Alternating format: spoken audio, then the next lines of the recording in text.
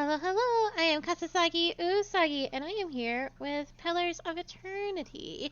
It is different from the games we've been playing thus far. It is a strategy game, um, of which I am exceptionally poor at. I have played a bit of this game before. I actually was looking at my previous save files, and I have gotten 40 some hours into it, but I ended up hitting a bit of a roadblock and stopped playing for a while. But we will, oops, we will hop back into it. I should do easy, but I'm going to do normal. Normal difficulty requires strategy and efficiency, but forgives a few mistakes in combat. It is not recommended for newcomers to real-time party-based RNGs. I'm gonna do normal anyway.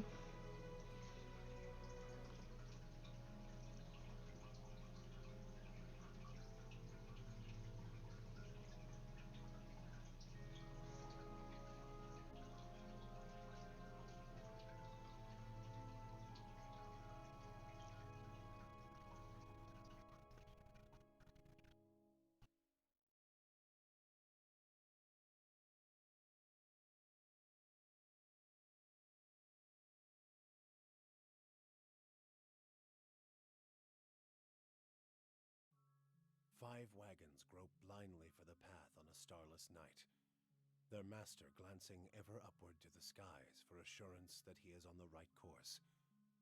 A dim lantern his only protection against the encroaching darkness. But the skies bring no comfort, shining no light, betraying no hint of what they know. The caravan carries travelers bound for the frontier hamlet of Gilded Vale, you among them, where a local lord has offered land and wealth to settlers from abroad looking for a fresh start. You have taken suddenly ill, sweating and shivering, and one of the other travelers signals for the caravan master to stop on your behalf. He pulls up just in time to avoid plowing into the trunk of a fallen tree that bars the way ahead. You will go no further tonight. Oh, I hope everyone could hear that. I turned up my volume really loud, but now the music's gonna blow my poor little ears out. I will fiddle with the settings. I wanna be a girl. A woman's role in Aura is largely dependent on where she is from. In the Edir Empire, Valayan republics, and the Direwood, women occupy many domestic, educational, and organizational roles. They are the primary hunters, soldiers, and leaders of the tribes of Nastik and Glenif and Ixamantal. Women and men have more fluid social roles. In all societies, there are exceptions to the rule, and women can be found in a wide variety of stations and professions. Humans. There's this, Amora. They are the mighty Amora are the largest of the Kith races and are commonly found in or near oceans. They are not truly aquatic, but they have affinity for water, and many of their civilizations, such as Rotari, are based on naval dominance. They are known for their unparalleled strength. Dwarves, elves. Oh my goodness. Oh my goodness. Orlans are the smallest of the Kith races, though many cultures don't consider them to be civilized at all. They're notable for their large ears, two-toned skin, and hirsute bodies. Orlans are commonly found in Glenif, the Ixamal Plains, and part of the Direwood. They are known for their mental intensity and sharp senses. Oh my god. Look at her face. Um, the godlike are children of the Keth, civilized races who have been blessed with physical aspects associated with the gods, though some do not consider it a blessing. These aspects may take many forms and often come with mystical powers. Aberrant head shapes are typical, and godlike are unable to wear protective headgear, as it is impossible to find anything that fits. Because of their unusual nature and their inability to reproduce, godlike are often viewed with fear and wonder. Can my head not look like this? I think it can. Wait, hold on. Here we go. Oh. Oh! Well, that's cute too. Okay, hold on. you can make yourself unfurry, then what is the point?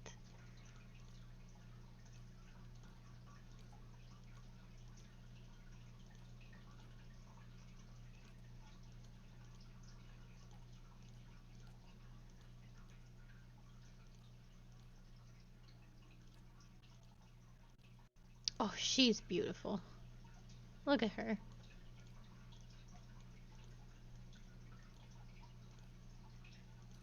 I love this, though. Look at this. You get a little halo.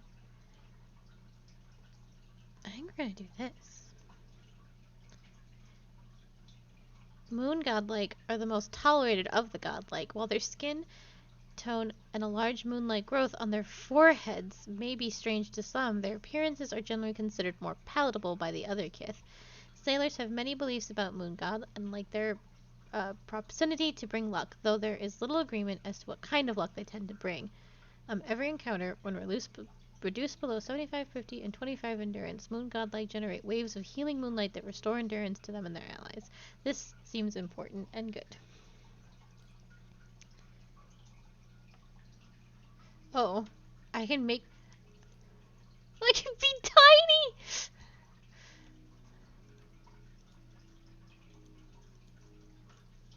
I could be so little!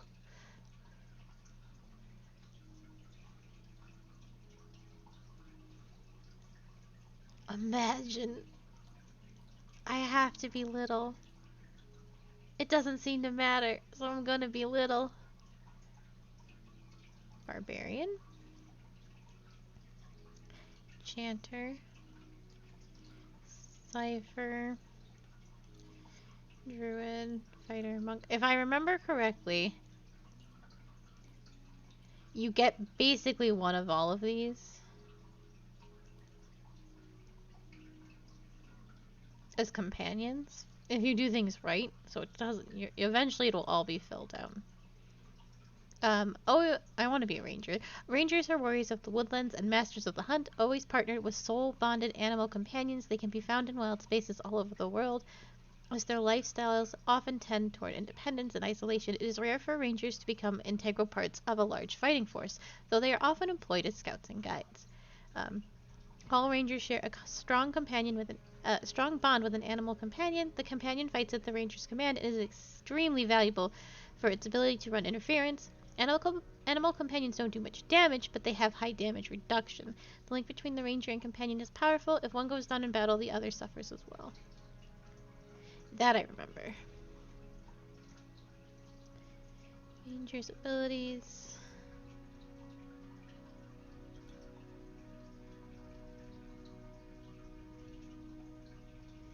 DPS.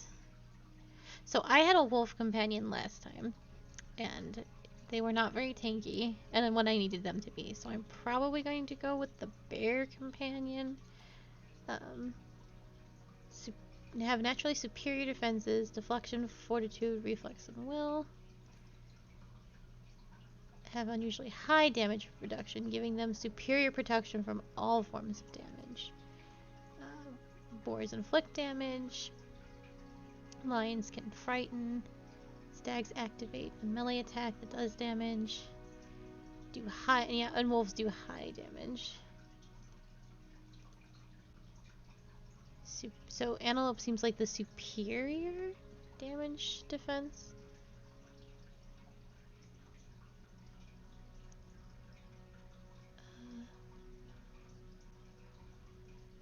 Superior defenses.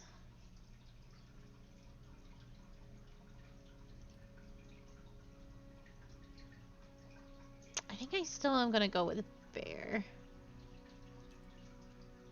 What should his name be?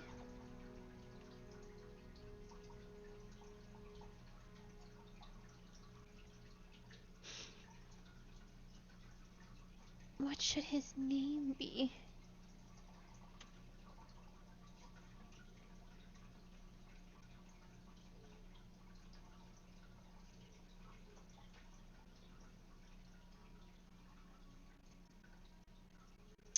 I'm gonna name him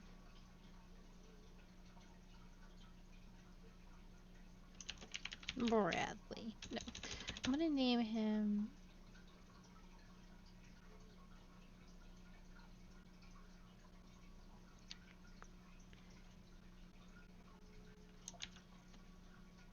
Casa Junior.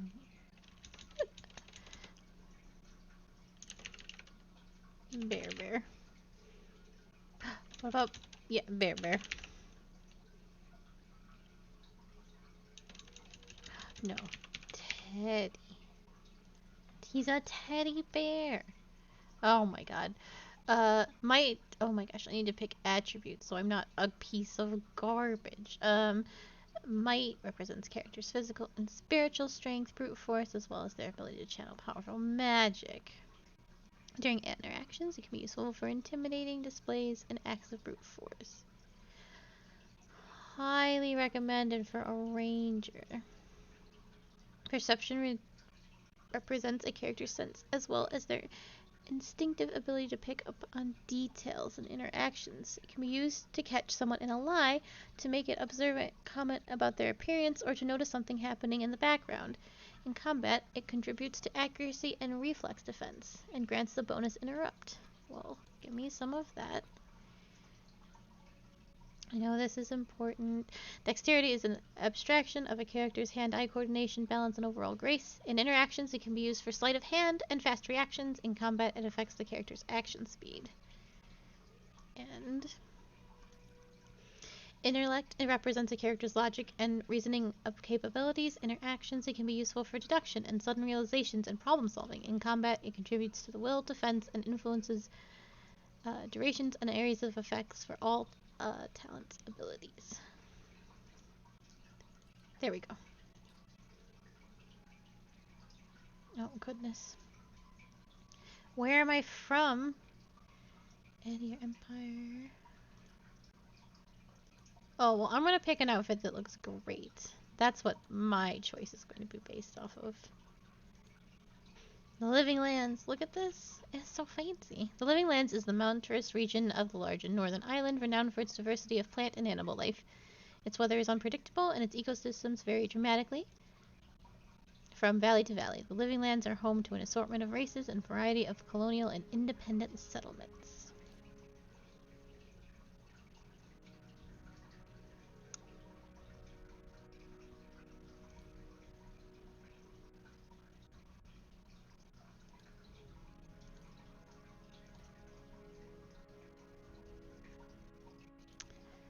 Oh, these are all good.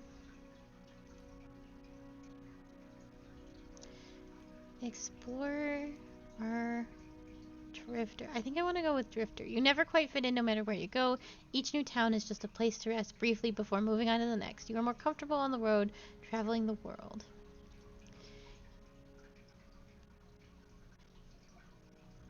Yeah. Oh, no. Oh, these are... Oh. Did you only give me 2 moon images?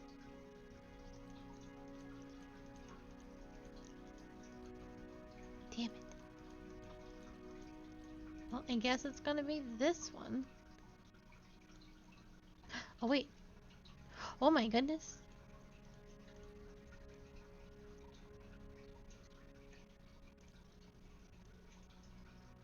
These are all good. I love all these crazy heads.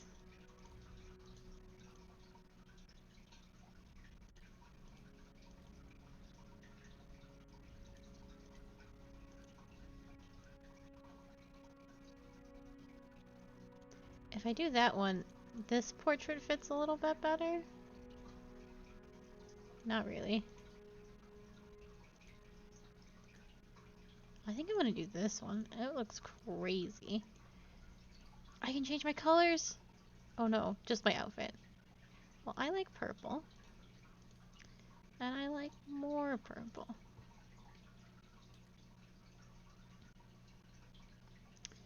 Oh, is these voices? Yeah. Leading the way. Let's go! The better part of valor. Yes, I've got this. Keeping an eye out. I'm flattered. They won't see me coming. I'll lead the way. Yeah! Huh? I'm flattered. Let's go. They'll never know I'm here. I'll lead the way. Ha! Yes? I shall lead us. Quickly and quietly. Yeah? Now I am leader of the group. Kill them all! A blade in the dark. What is it? Now I am leader of the group. Attack! Easy now. I shall lead us. Sharp eyes and keen ears. Ah! Time to see and not be seen. Now I am leader of the group. Yes? I'm flattered. Yeah! Follow me. Let's go. Huh? Watch and learn. Show them how it's done! I can't decide. Leading the way. Let's keep quiet. I shall lead us. Silence surrounds me. Oh, my name is Kasasagi.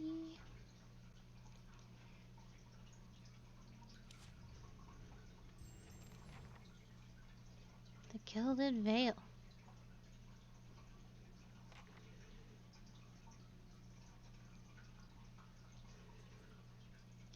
The caravan master finishes addressing the group, his bushy red mustache and sagging jowls quivering for it, as if for emphasis. Everybody stays close to the wagons, got it?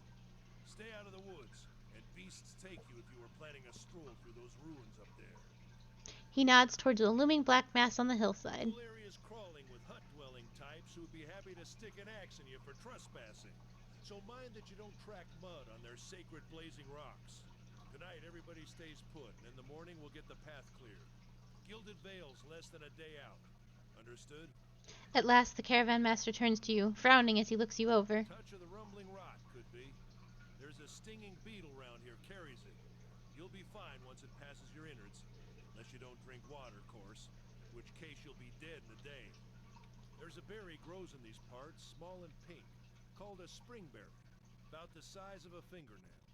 Give you cramps if you eat it, but the frontiersmen make a tea from it. Calms the insides. Should get you through the night.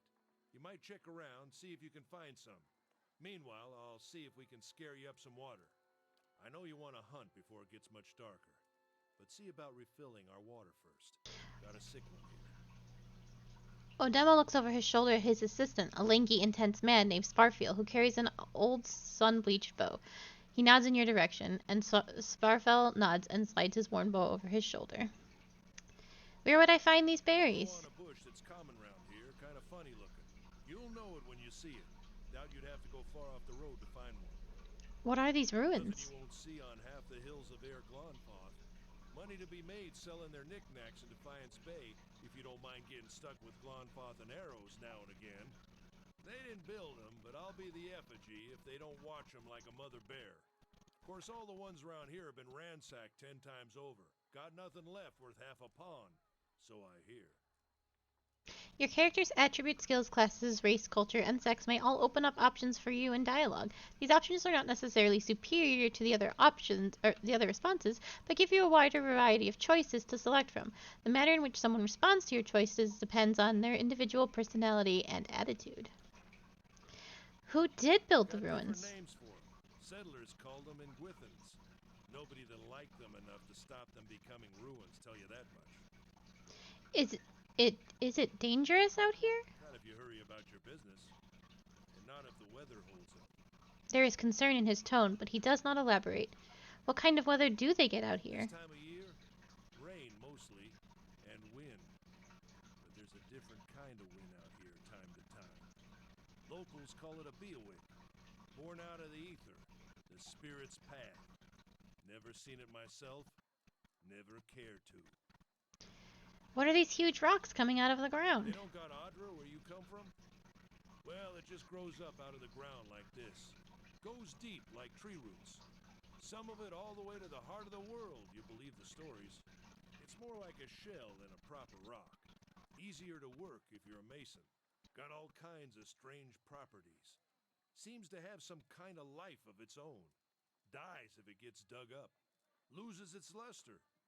Folks think it probably grew at one point or another, but not these days. The soul butchers in Defiance Bay use it for different things. I've heard tell it can hold a man's soul, but I don't care to see it.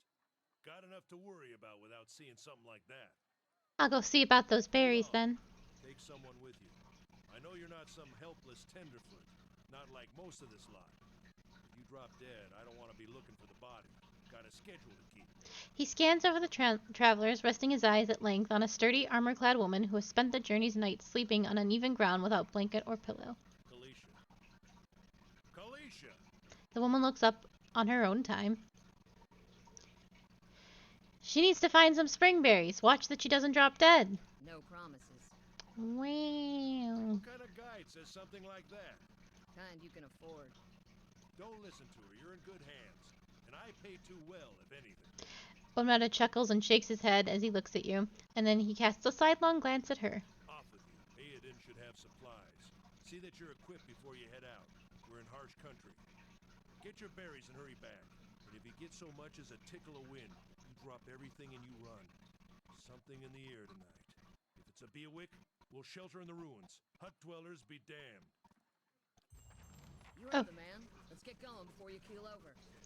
Welcome to Pillars of Eternity. If this is your first visit to the world of Aora, you may want to watch these windows to become familiar with the tools and interfaces available to you. And we'll do that. Your party always consists of your character and up to 5 additional companions or adventurers. While the caravan is camped outside the Glanafanthan ruins, Odema has assigned you Caliska to help you. Calicia is a fighter class that excels in close quarters defense. Use her abilities to complement your own. To select a party member, click on the selection circle. Click on their selection Certainly.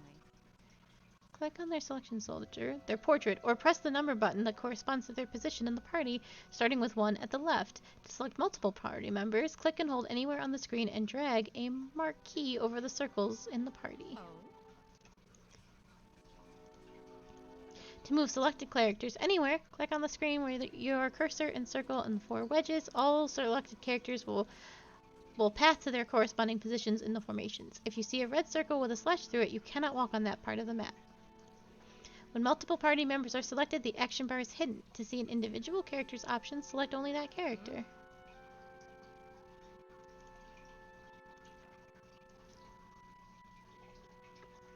Okay. So first things first, I think this game is a little quiet. Because I don't know if anyone actually heard.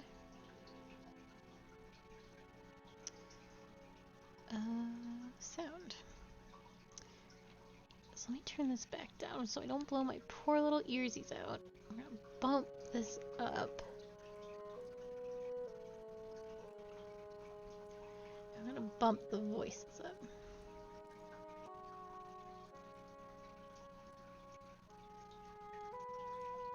I think that's good. It's always hard with new games, and I didn't fuss with this beforehand.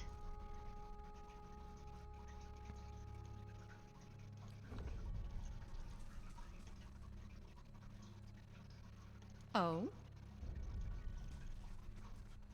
Oh? Go on then, before it gets too dark.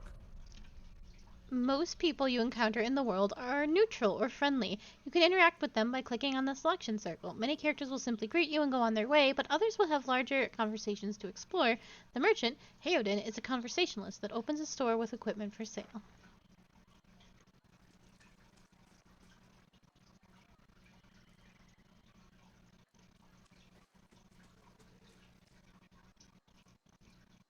Caravan life doesn't agree with you, does it? You look as raw as that merchant Heodin. Don't mind Odema. This is as good as any place to camp. It's best not to wander alone, especially so near to the ruins. All kinds of beasts in these woods, and then you have the tribes. I have traveled with Odema before. He has never led us astray. I see more and more people on the roads these days, looking for safety in towns and cities, it seems. I suppose you wouldn't know much about Galifans. They are mighty protective of places like these. Oh? Oh? Anyone need supplies? That's Alphino's original voice. You see a man wearing simple but mostly neat clothes. He's transfixed, however, by a ragged tear in the seam of his tunic. Brought a whole wagon full of goods to sell, but not enough shirts for the road.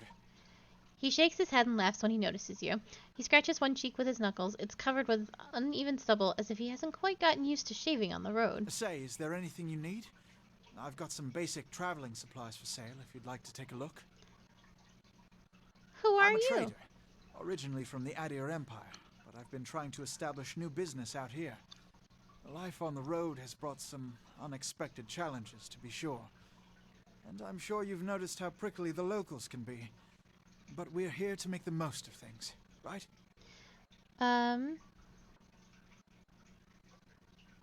With an outlook like that, I'm sure you'll do well. Well, we'll see, I suppose. I'm just trying to do right by my family. You now have one rank and disposition reputation. These reputations represent how people perceive your personality throughout the world. Even seemingly nasty reputations will be favored by some people, and benign reputations will also bring out the worst in certain people. No disposition is inherently good or bad in Pillars of Eternity, but if your main character is a priest or paladin, you must be careful not to misalign their dispositions with what is favored by their deity and order, respectively. For the main character only, their dispositions will modify the effects of holy radiance for priests and faith for convictions for paladins. Something else you need? Looks Tell like me- we're settled for the night. Tell me about the Adir Empire. It's not as big as it used to be, but it's still big. The mainland is a continent northwest of here, but the colonies used to include Raed Ceres and the Deerwood. About 150 years ago, Deerwood won its independence from the Empire. A fact our companions are quick to remind me of. He gives you a lopsided grin and nods at the other scattered Cavaniers. Why'd you move all the way out here? Because it seemed friendlier than Raed Ceres? He laughs. My brothers took over the family mercantile business a few years ago, and there wasn't enough for me to do back home. I moved out to try and expand. He shrugs. I've played a little bit of it. I have definitely not beaten it. So, it's a strategy game. Gyrewood is a former Adir colony, so it seemed like as good a place as any to start. And as much as I admire Readerson's work ethic, they've always struck me as a little fanatical. That's high-minded of you. A blush rises from under his collar. Not at all, just doing my part. What do you got? I apparently have a giant miniature space piglet. That's very exciting. Allows you to trade and sell your supplies. Do I have weapons? Am I equipped?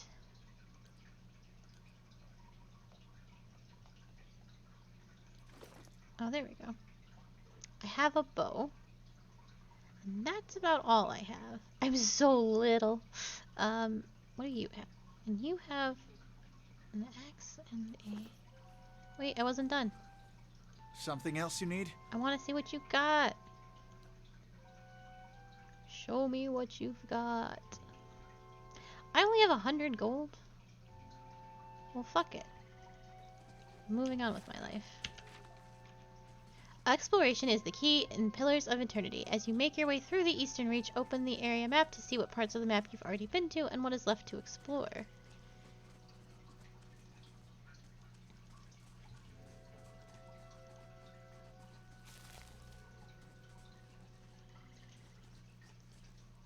The path winds through a narrow canyon back the way you came. Grooves in the road mark the Shouldn't stray too far.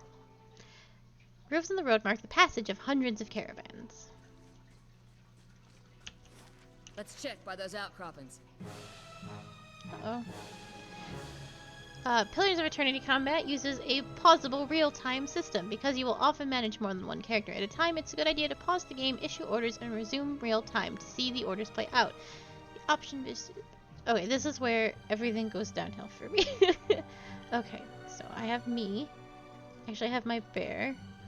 I want him to attack this wolf. And I'm going to shoot the wolf. And you are going to knock down the wolf. That should be good. One of your characters has been engaged in melee. When characters are engaged, they immediately stop moving. If they move again, they will provoke a disengagement attack from the enemies engaging them. Your character will also automatically engage enemies when they initiate attacks against them with melee weapons. I think we're good, though. All characters in the game, friend or foe, have 4 primary defenses against attacks. Deflection, Fortitude, Reflex, and Will. These defenses are based on the character's attribute levels, items, and other effects. Accuracy is compared to the appropriate defenses when an attack is made. If accuracy is below the targeted defense, the attacks suffer a penalty to the roll and is more likely to result in a miss. Yes. This is a lot. I think we're still good. Are you not Spot on. You scored a crit. Yes. And then we did it. Easy peasy. I love this bear. Look at him. He's big. Okay. Wolf was just chomping on a deer. This is it. I found my berries. As you receive quests, your journal will update with relevant information. If you ever get stuck, open it to review your notes. You're kind of a mystery to the rest of the caravan. Just some kind of wanderer the way I hear it?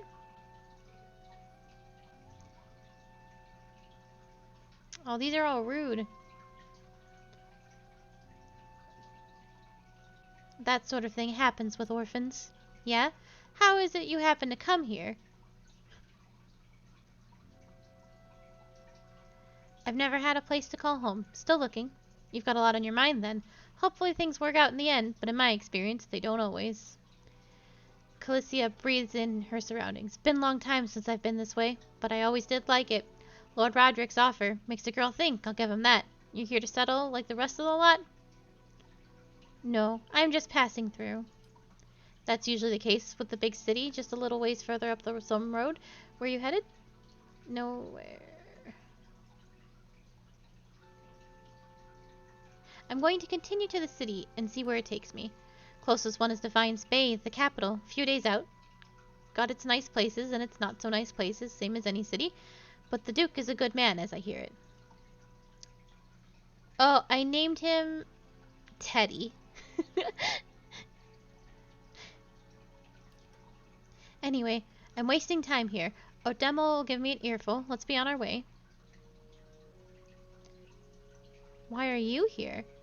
Calicia sighs unevenly. Her eyes search the ground at her feet. My sister moved out here some time back. She sent me a letter. She seemed worried. That's how she always is. This time, though, she asked me to come out. And that's got me a little worried. I haven't seen her in ages, but doing guide work in Ixamatl.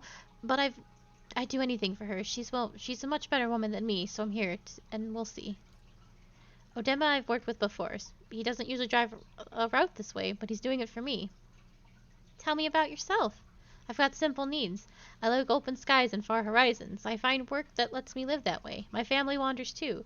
We started in Direwood, but my parents ended up in the Living Lands. I've got a brother in Radarui and another in Adair. My sister's in Gilded Vale, and she's the real only homebody. What can you tell me about Direwood? I'm not much for history, but from what I know, it used to be part of the Adair Empire. Broke off after the war some years back. The locals here are feisty, and that's how they like it. I've been out of touch, but I've been hearing weird kinds of things lately. People having trouble giving birth, I guess. A lot of them. Been going on for years now, but somehow it's getting worse. With an uneasy tremor in her voice, she adds, I'll have to ask my sister more about it. Alright, let's get back to camp. You know, I wouldn't hold my breath that Spartfowl's getting you water anytime soon. He does what he feels like when he feels like it. We should check up on him first, slap him around a little. Stream's just down this way. Come on, let's get you your water.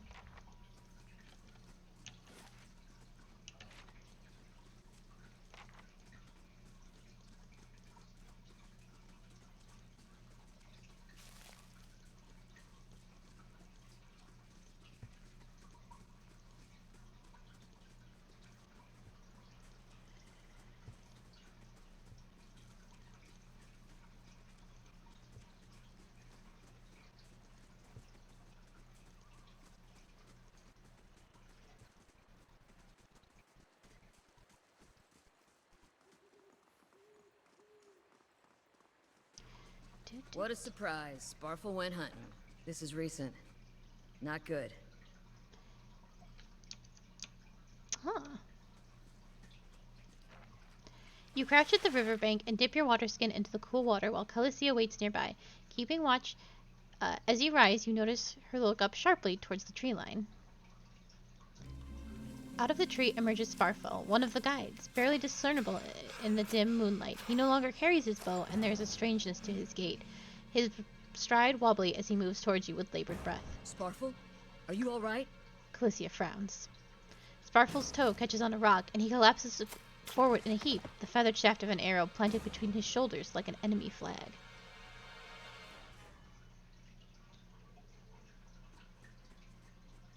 Ambush! Alright. I'm gonna send you this way. And I'm gonna send my bear this way. Now, I'm gonna help my bear because we're buddies. Alright. What you need? Sometimes a weapon or spell simply isn't well suited in penetrating an enemy's damage defense. Damage reduction when the attack hits, the DR will wipe out. Yes, yes, yes. Yeah. Oh, my bear and they're stuck on each other. Alright, just attack this man then. Yeah. I'm being stabbed.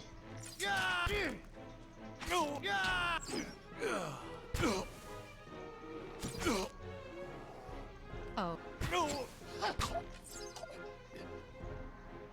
Come on, we have to get back to camp. Oh? I'm still exploring, to be perfectly honest. Certainly.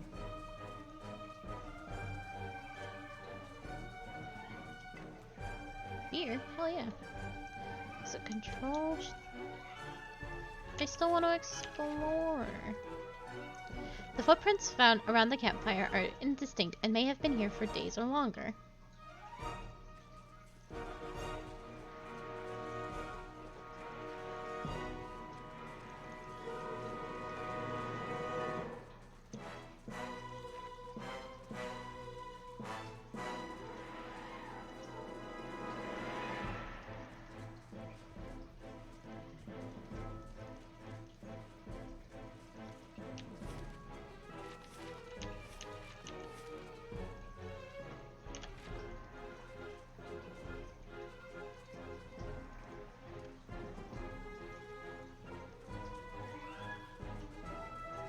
What's it do?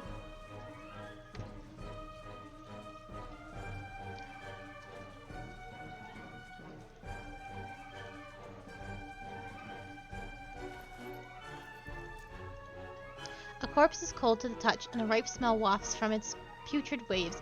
A dark crusted bloodstain besmirches its simple linen clothing.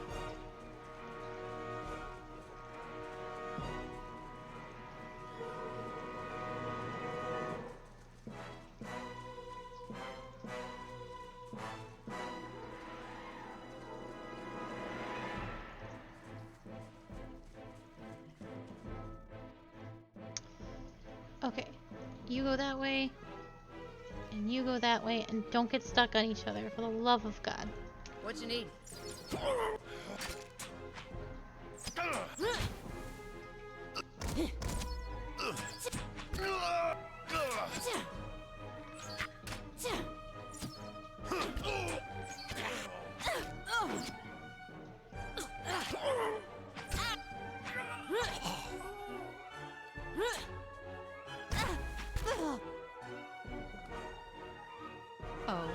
Oh? Certainly.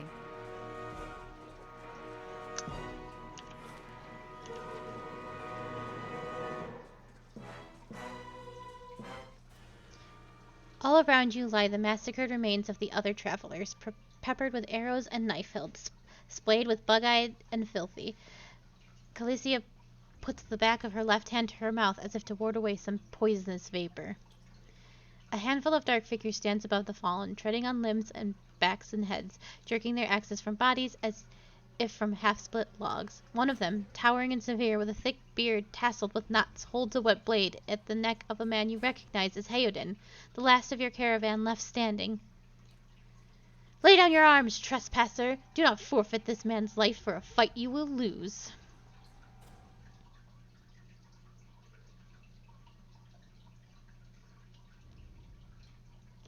We have not trespassed. We merely wish to pass through. Your words carry no weight when I have seen the truth with my own eyes. Blood must be paid for this intrusion. So I say again, lay down your arms. Don't trust them. They mean to kill us all.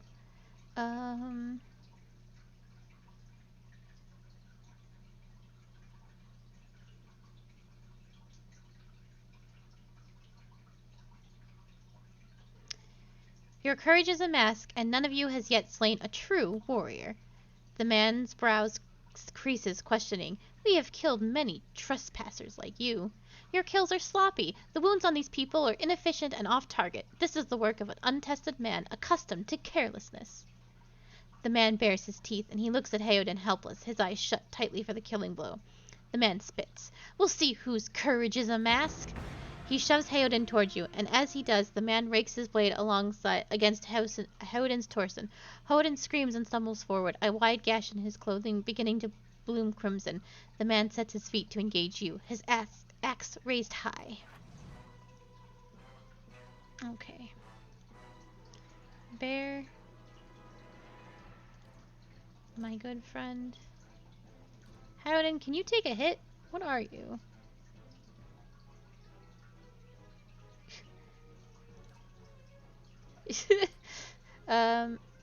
We're not actually gonna do that. Blinding strike. I'm going to do this. What you need? Oh,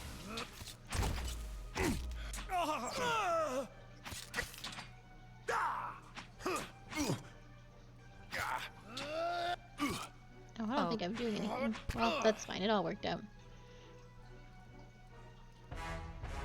Your enemy lies supine on the ground, unable to rise. His companions now silent among the other dead. His breath comes in wheezing, fitful gasps. He does not look at you, but at the sky above you. Forgive us.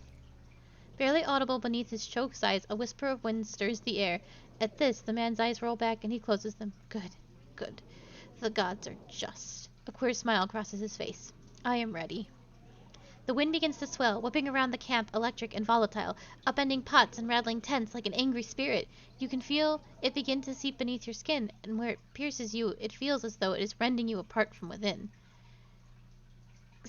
Seated against a wagon wheel amidst the howling maelstrom, slashed across his chest and bowel, Odema's body stirs, and with great effort he raises his sagging head, his eyes barely open. He looks directly at you. Get inside! Run! My bear's just like...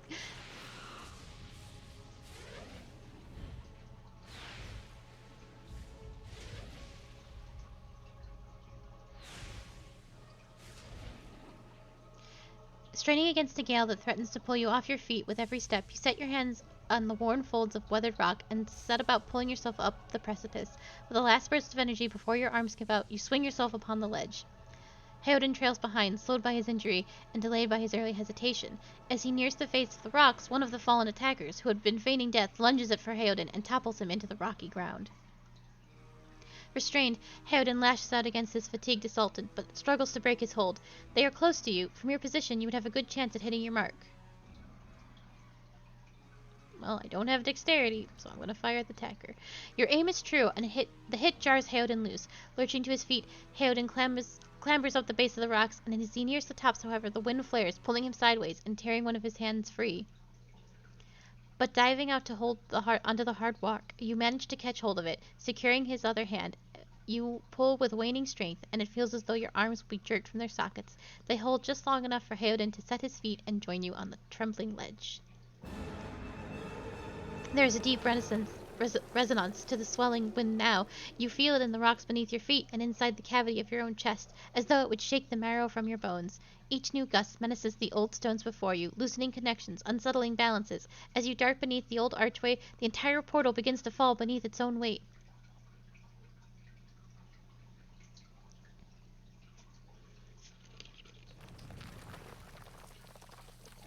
Was that? A Bewick. Had to be. Then we're lucky to be alive. And we're the only ones. We can't stay here. There could be another collapse. We're not getting out that way anyway. Let's get further inside. Can you walk? She eyes the ragged slash across Heoden's belly. Heoden's jaw tightens, and he nods. Yes. A lower level of the ruins has been blocked off by fallen rubble.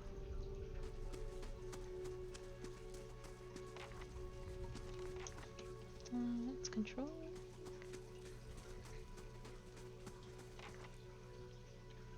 That should be far enough. But what now? Heoden's chest rises and falls visibly with each breath. We look for another way out. Storm has to die sometime. What happened out there? Calicia shakes her head. Windstorm, of a kind they only get in Galafath. Not too many people live through them, so it's hard to know what's true. The Glanafan word is Bywick. To them, it's the gods' way of reaping souls of the land that couldn't find their way out. But they'll take a living soul as soon as a dead one. Still got yours? Who attacked us? Galafans. Those be the hut dwellers Odema warned you about. Look to be a fangs of Galawen, who were the twitchiest of the lot. They go into ruin to ruin looking for fights with colonists. Poor Odema. I think he half expected this once we lost the main road. The Galafan said we trespassed in the ruins. I don't believe that. Odema would have never allowed it. But as much as the fangs are hotheads, Galathans don't attack without being provoked. Either they saw something, got the wrong idea, or... She glances down the passage beyond. Or there's looters in here with us. That's not something we need right now. What about everyone else in our caravan? Calessia's lips press together and her chin rumples. Her voice is faint. The wheels got hold of them now. She looks up. Gods grant them better luck in their next lives. You don't seem too upset by all this.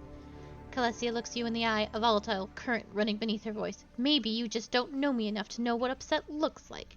And maybe I've seen worse too. Seen worse and kept on walking, because there's nothing else to be done, and because there's other people you care about who still need you. Howden takes a step forward, and his knees buckle, and before anyone can catch him, he stumbles to the ground, his cheeks striking some time-worn cobbles. On unsteady legs, he crawls his way up the wall and back to his feet, but his stance is shaky, like a sailor walking on land after a time at sea. Could we maybe stay here and rest a few hours? I've lost some blood. It seems quiet off to the left. Might be a place to rest there. I hate to say this, but we can't afford to stay put. Those Glonfathans were riled about something. Could be we got company in here. Looters will be armed and ready to kill, and there's probably a lot of them. We can't be caught sleeping in their beds. Please, I just need to lie down for a while. Then we can move as fast as you want. Maybe you didn't hear me. We are gonna die in here if we don't get moving and get this place figured out before the looters come back. We've either gotta find the exit or a damn good place to hide. So we either stay or we keep moving. I think if we keep moving, he's going to die.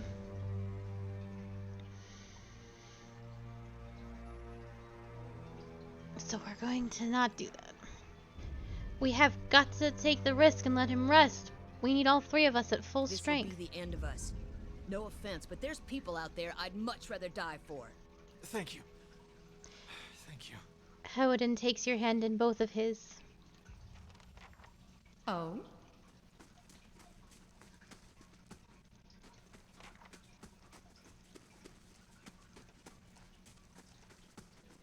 Someone else has been here. We should move.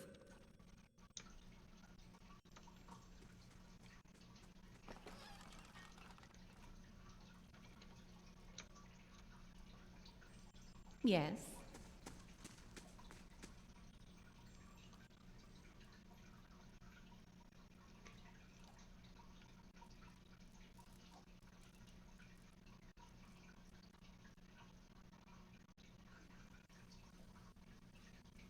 Howden stretches as he wakes, gingerly probing the gash across his stomach. The flesh has begun to knit together. By the gods, that's better. I think I'm ready to find a way out. He sits up and quickly looks around the chambers. She really did leave us. She won't get far unless... He crawls to his knees and begins rummaging through the equipment and mounting desperation. You have lost an item. Full water skin. Damn her. She took all our water. He strikes at the rough stone floor.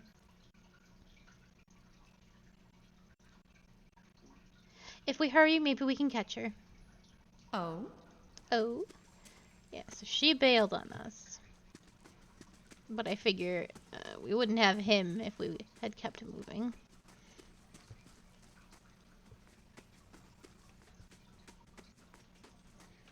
Oh.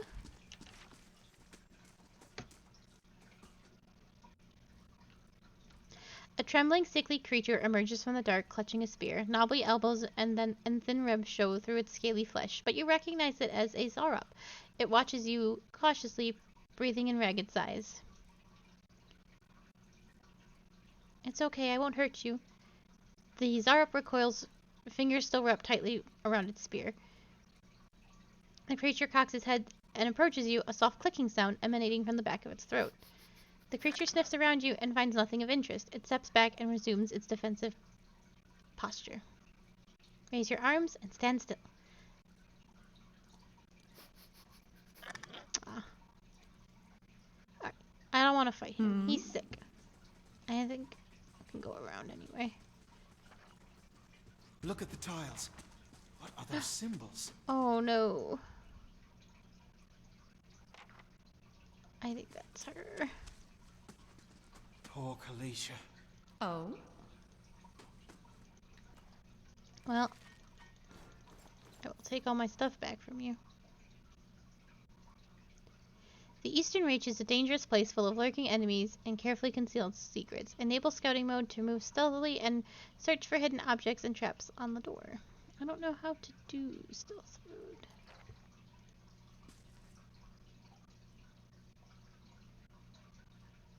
I couldn't begin to find them.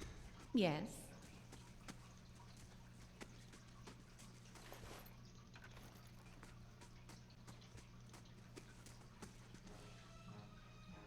Oh, it's rumbling time. Go get him.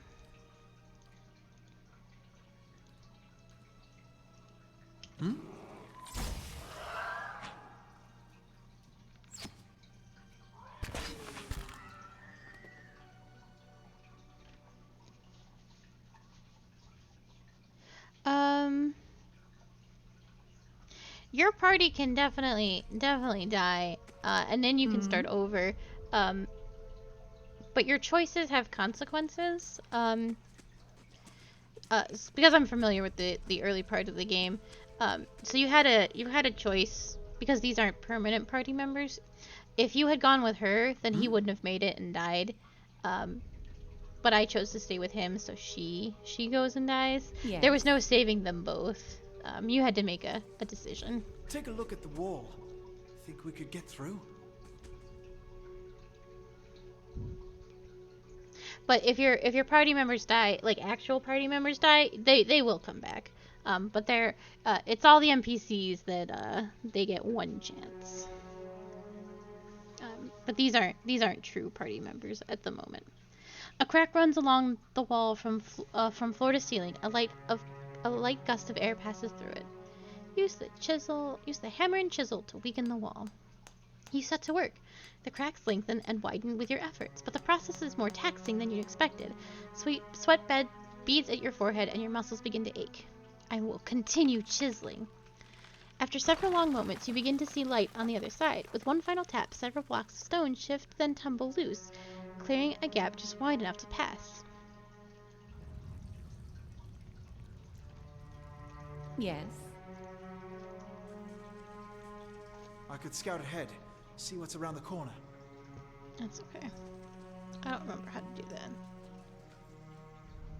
Oh, it's this button here. It's Alt. They'll never know I'm here. Yeah, it is Alt. Okay. Well, they know we're here. You're gonna attack that, and we're going to attack that. You're gonna be my tank. How can I help?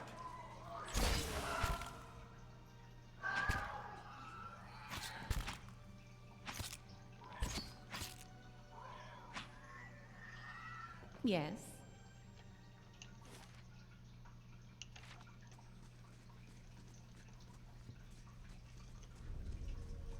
Do you feel that? There's a draft coming through that wall. I don't hear any sign of that storm either. Ooh, let's not go that way just yet.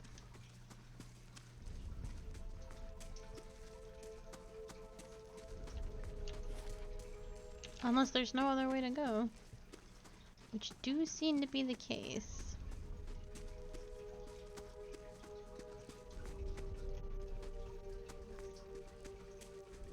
Are we sure? Oh, Oh, that's where he was. Can't go that way. Okay, okay. Yeah. Everything's fine. Spiders.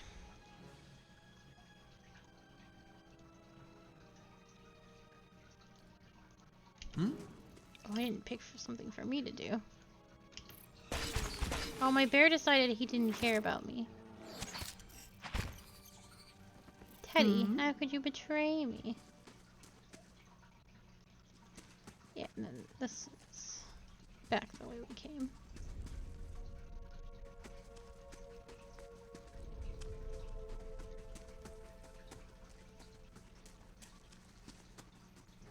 Oh man, I would love some cheeseburgers. I think there's other spiders in here. How can I help? Oh, stop. Bear, I need you to attack that spider instead. Get the big boy.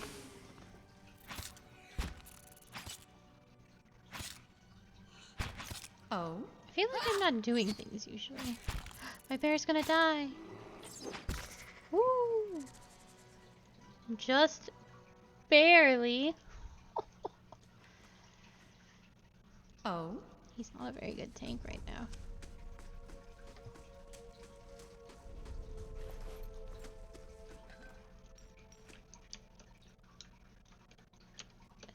Oh, it's Ted.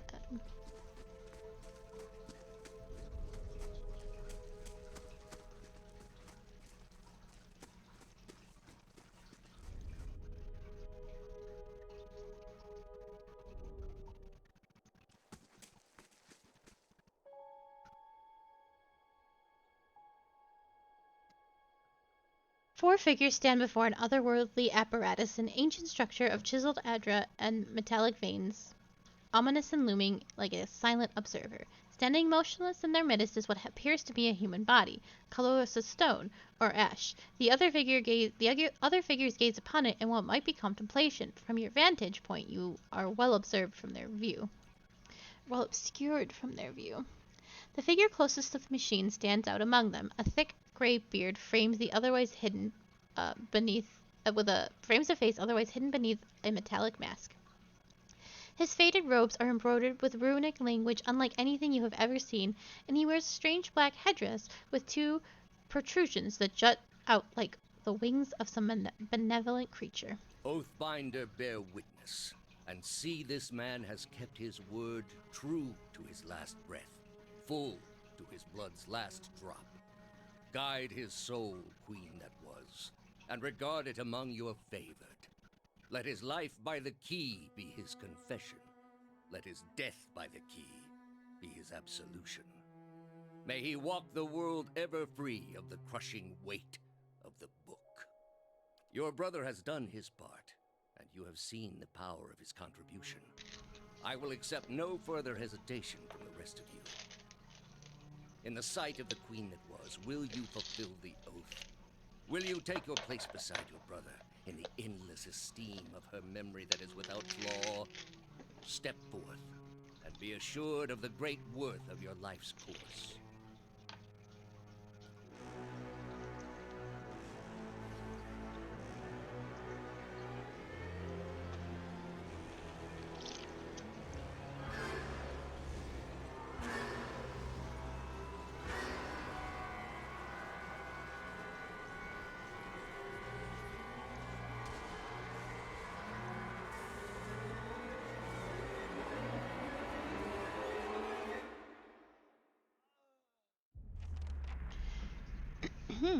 For an instant, the apparatus goes quiet and the air is still. Then, all at once, it erupts with a consusive surge.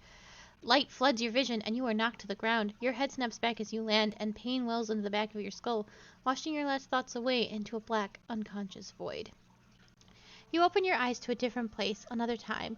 You stand in a circular room, grand and domed, its walls lined with adra and tipped with copper. The style is ancient, but the chamber is unweathered. At the far end of a great pillar of adra pierces the floor from below, its shimmering texture giving an illusion of boundless depth. Encircling the pillar is an apparatus much like the one you have just seen, but immense and multifaceted and intertwined. Your thoughts are yours, but not yours, and they seem to exist before you think them, and they are all questions, pressing questions, troubling questions, questions that must be answered, or... At the base of the pillar you see a man with a thick gray beard in a ceremonial robe, crowned with a strange ornamental headdress. You know this man. You are walking towards him now at a pace that is hurried while trying not to appear so. You have something you want to ask him, one question above all, and the question spins madly in your mind.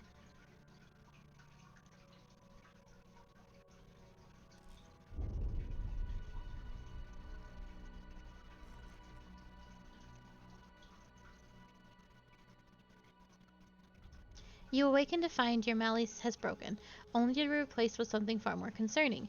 Faint whispers are audible at the edge of your hearing, like a ringing in your ears that does not subside. Movement flits through your periphery, but when you turn to look, you can see no sign of whatever it was. You find your gaze regularly darting this way and that, an involuntary paranoid tick. If this is a sickness, it may be dangerous to go without treatment for long. The figures at the machine stand frozen in place, fresh flesh and blood replaced by cinders and ash. The man who led them is nowhere to be seen. You find Heoden a short distance away in a shallow lake of his own blood. His body does not stir. You are alone and far from help. Gilded Veil may be your best hope of receiving treatment before things get worse. My friend... I need to loot you. Certainly. Your character has earned enough experience to advance a level, and I have become fatigued. I really need to loot my friend. Yes. What's it gonna take?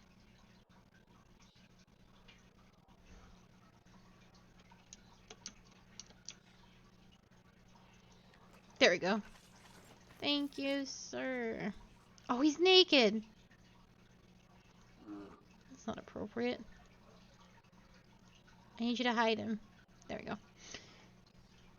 Oh? Alright, I need to level up.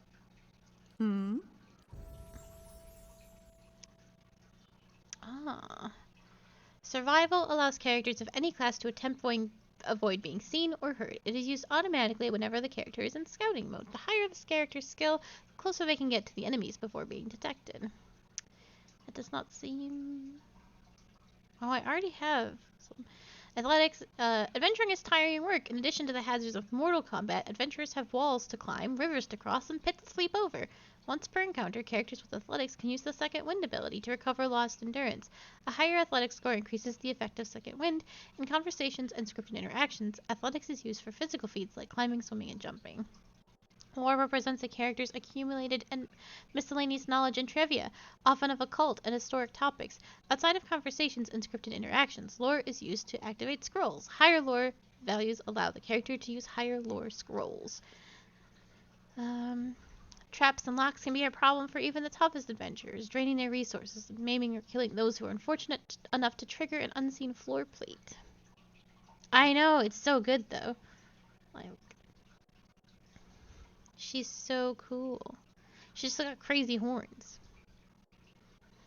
And survival. Survivor allows characters to choose from a variety of long-term bonuses each time they camp. The first 6 grant the rank of following bonus. I'm gonna go with survival for her, I think. Survival can also be used in conversations and scripted interactions that involve wilderness challenges or specialized information about nature. I also want to do 1 athletics for the Second Wind.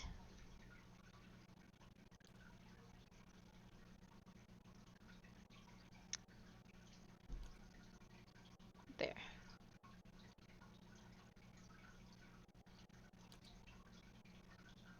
Ah. Talents can be used to customize your character beyond your ability class. Ability choices. Some talents modify existing abilities, but others add new abilities of their own. This is so hard. This is what I'm so bad at.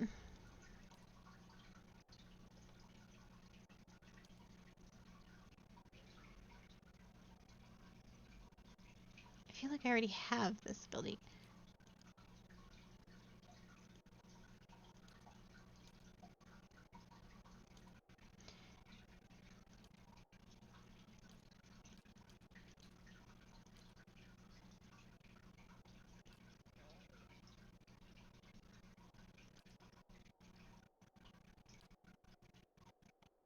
Should I just stick with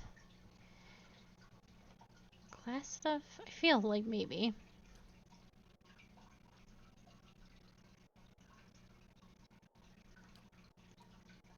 Okay. I'm sure it's fine. After leveling a character up, you may want to review their statistics. No, I'm good. Right. Goodbye, dead friend. I'll never forget you. You sounded just like Alphino. Oh. That's fine.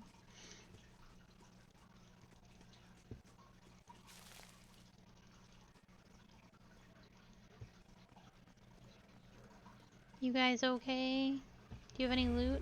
Oh. Vessel flesh? Don't mind if I do. Oh, they're turning into dust. That's pretty fucked up, right? So it's being burned alive.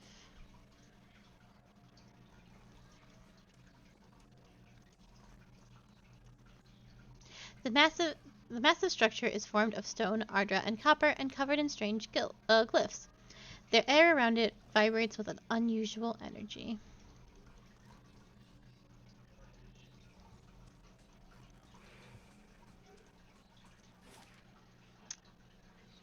Failwood.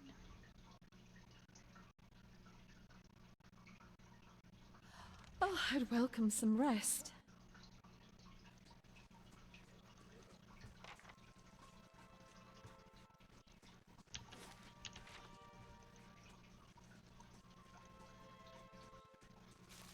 Hello!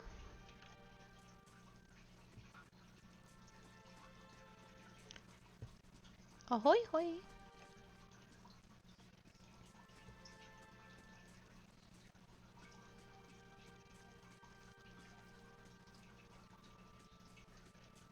Before I go down, I think I actually might want to go up. Oh, dead. Thank you. Uh-oh. My headset is dying. Before I get myself into a predicament, I'm going to solve that issue very quickly.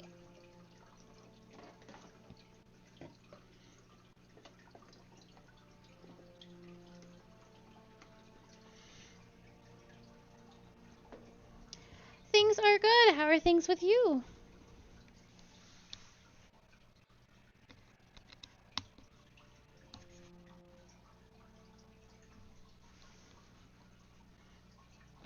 Alright. Headset is charging. Let's go down here. Get ourselves into some trouble.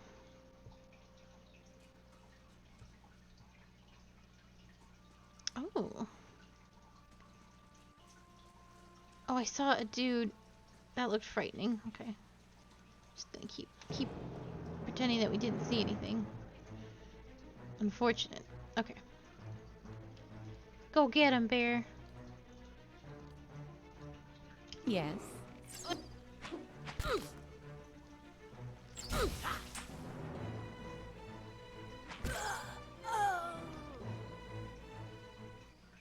Well, I hope you warm up. It is freezing where I am. Certainly. The young dwarf, tending to the stew, looks up, startled as he sees you approach. He drops his ladle, sputtering stew across the ground. What? The bandit turns. Get her, you dogs, and make sure our new cook doesn't run off. Help, please, help me. One of the bandits gives Tenfrith a kick as they pass him, and he huddles. Let me see what the temperature is.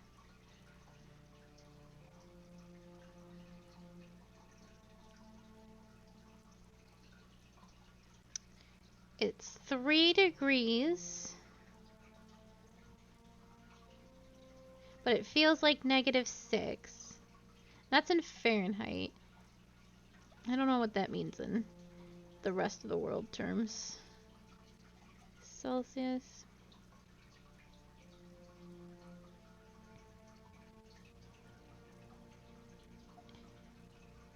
What is it? You add 30, so it's like -28. 8 degrees Celsius.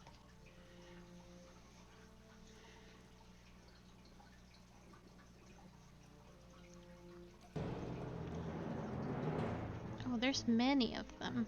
This is gonna be unfortunately difficult. We're just gonna...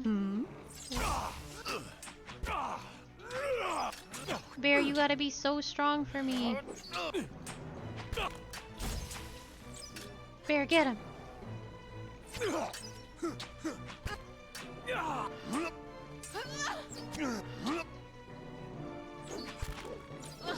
Not quite.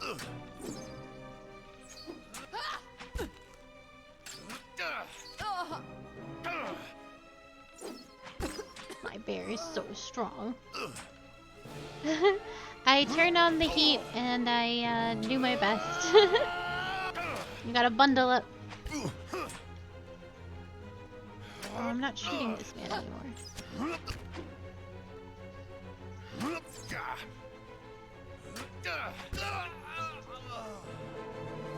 My bear is so brave and strong. Give me all your stuff. Oh, that sounds so warm.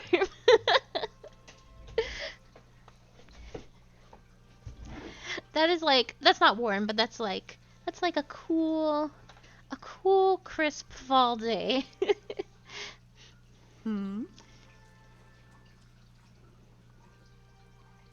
Excuse me, I'm going to loot.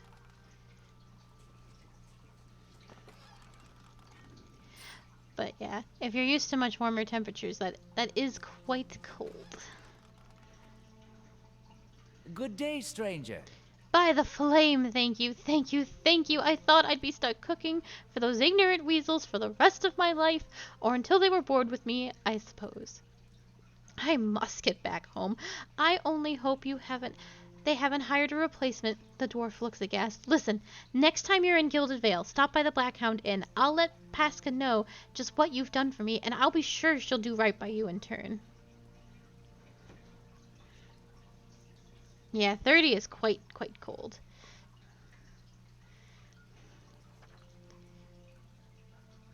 Oh, to be back at my oven again. You have earned a reputation. Reputations can be held with communities or factions in the Eastern Reach and will affect how members of that group respond to you. In some cases, friends or enemies of those groups will also react to your group affiliations. Helping a group will increase your positive reputation with that group. Harming a group will increase your negative reputations. It is possible to have a mix of positive and negative reputation with a group if you help and harm them in equal measure. I need to camp. That is like super important. I am fatigued.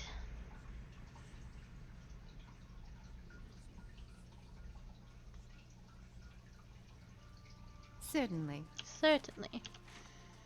Let's go down this way just to take a peek. Okay. Let's go all the way across.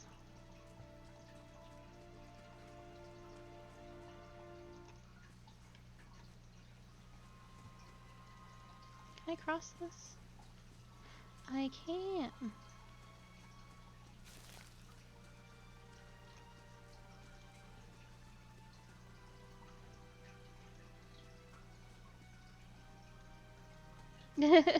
Honestly.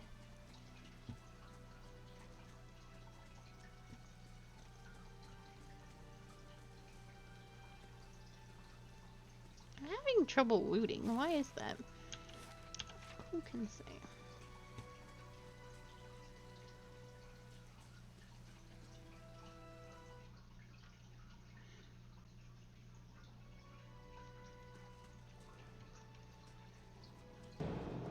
A bigger, badder bear! We got this. No one's rougher or tougher than my bear.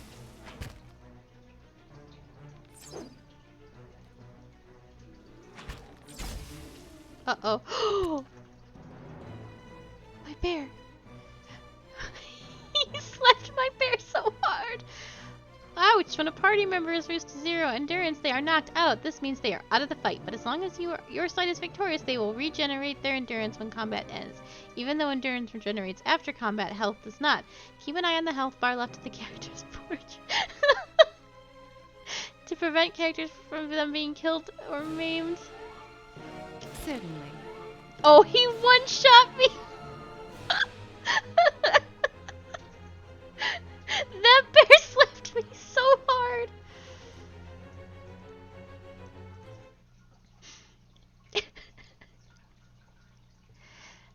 We should leave. We should leave and we should not come back.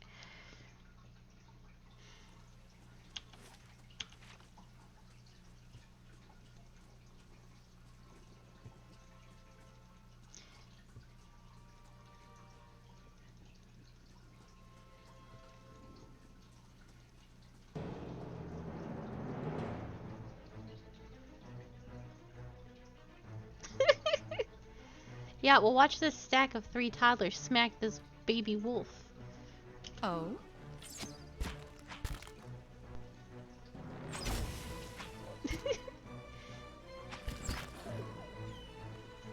See? Oh? Could 3 toddlers do that? I think they could.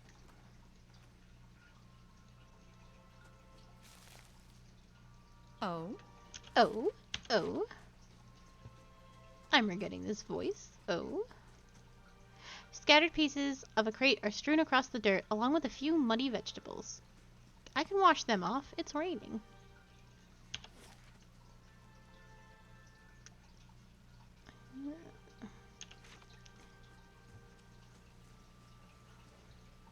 What's over here? It looked interesting. Oh, I missed it again.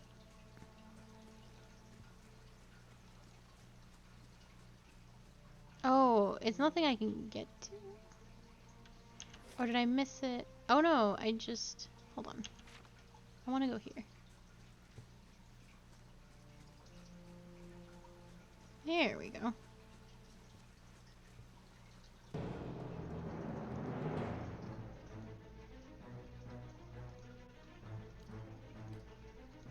Yes. Oh, there's so many.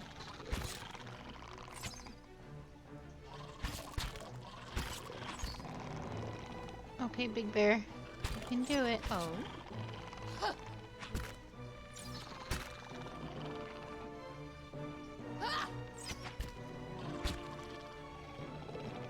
Spot on. Whew.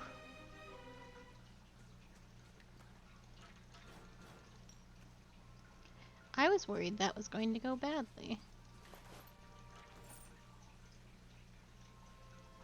The struts and supports are large enough to be the rib cages and vertebrae of a dragon. So control, tab, tab.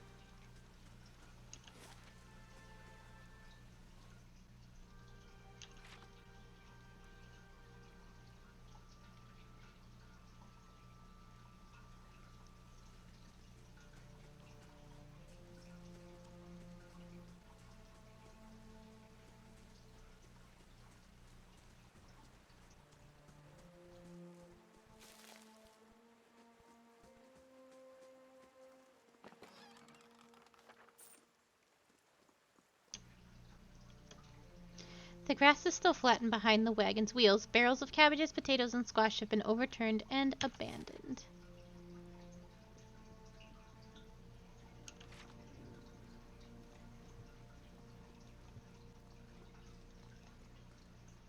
You gonna be cool? Damn thing, come on. Gods keep you. This man appears to be hurriedly dismantling his trap in quick, jerky movements. He looks up as you approach, his expression tense and drawn. Greetings, he says a little breathless. On your way south, is it? He wipes his brow, turning to face you. The sooner you're clear of these woods, the better, I think.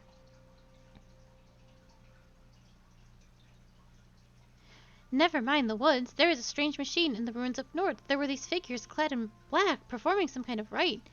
The man's brows furrow in concern. Ruins? The old Engwith place? You'll want to keep clear of those, whatever you saw. Strange things always crop up around Engwithian sites. I don't doubt those people you saw were up to no good. Let the Galifans deal with it. They don't take kindly to trespassers, whatever their intentions, and they're enough to worry about in these woods as it is. His expression falls. We came across a bear. Did you? In a cave to the north. Got the better of a friend of mine. I only just made it out with my life. In any case, the forest's already cost me a friend. I'm heading home before it takes anything else. I ran into that bear. Who are you? Name's Naunton, born and raised in Gilded Vale. Haven't had a spot of luck since. His face twists. Luckier than Pearly, I suppose. What happened to your friend? We didn't see it coming. Norton's voice shakes a little as he speaks. We were following a stag. Pearly, he saw something in the brambles and we went tearing off after it. We all but stumbled into the cave. Poor Pearly didn't stand a chance. The bear was on top of him before we knew what was happening. No, there was a body behind the bear that I really wanted to loot. The beasts will take what they will, I suppose. He smiles sadly, and this time, Galawan's favor fell upon the bear. Where did you find this bear? In a cave, in a ways up that way. He turns and points northwest. I wouldn't seek it out if I were you. It was a great brute of a beast. Would hate to hear that it took another life. Yeah, don't worry. I ain't fucking with that bear.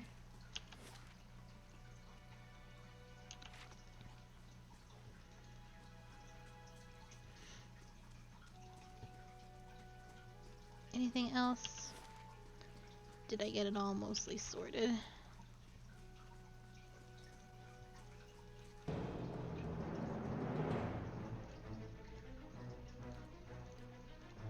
Oh? That's a lot of wolves.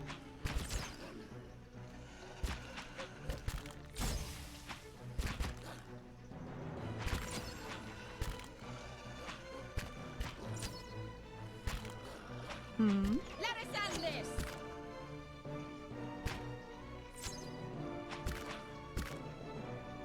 I'm gonna take a sippy.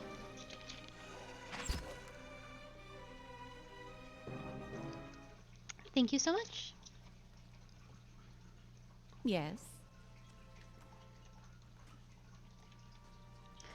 Let's see.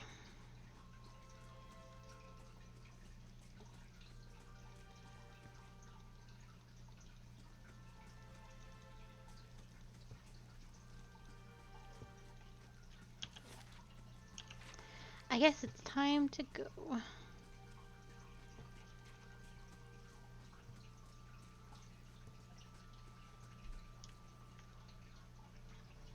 I'm gonna actually explore a little bit behind this man's camp. Oh, yep, see? But then I think we are all good. Yeah, that seems to be the case. Gilded Vale.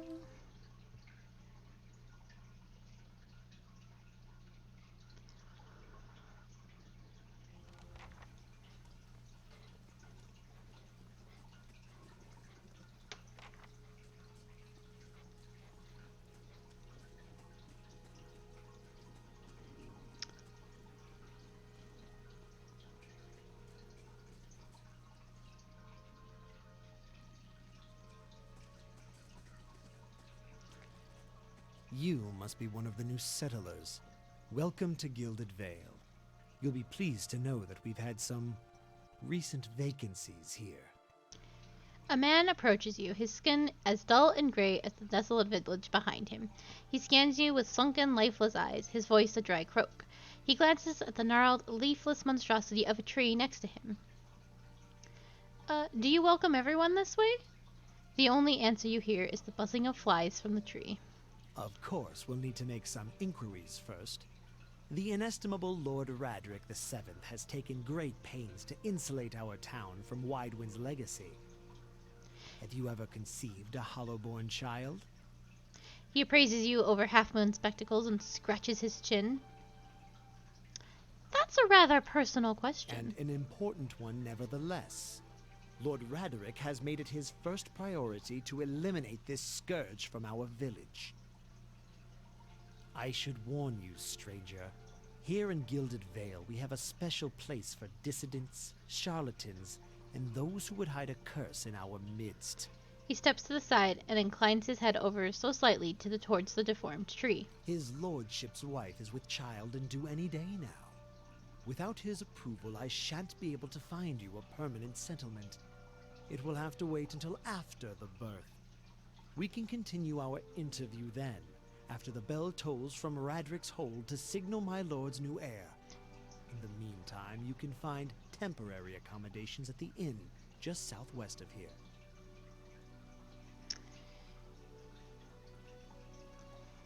I've been feeling strange ever since a close call with a Bawick. Is there someone in town who could help? Whatever your problem, it sounds like a matter for an animancer. However, the only animancer in Gilded Vale isn't in any condition to speak. Consider yourself fortunate. After she failed Lord Radric, we saw to it that she wouldn't profit from the misplaced trust of others. A bad cure is often worse than none at all. But if you're set on finding a bottle of troll piss or a dead Audra pebble to rub on your forehead, you're welcome to check her pockets.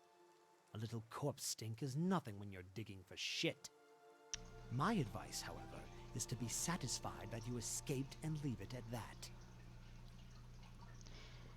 that. You said something about Hollowborn and Waden's legacy before. He blinks. I forget that you foreigners do not have this curse in your homelands. The Hollowborn have been a scourge upon the Direwood for almost 15 years now. He lowers his voice to a whisper. Children born without souls. He shakes his head. Pitiful, dumb things that breathe, barely, but do not truly live. Some say that Hollowborn are a disease. Some say they are a punishment from the gods. He raises his empty hands. In truth, no one knows. But they began spreading after the Saints' War, and so the name Widewind's legacy stuck in the honor of that foul, blasphemous pretender. His voice shakes with vitriol. I see. Before I got here, I saw several people conducting a strange ceremony near some ruins. He regards you carefully. You'll want to mind where you mention that. Trespassing on Egglethorn ruins is illegal, not to mention dangerous. You probably saw someone attempting some new ritual to appease the gods. People will try anything these days. Bareth have mercy, we certainly have. Maybe so. Like I said, it's best to stay away from those sorts of places. Keep out of...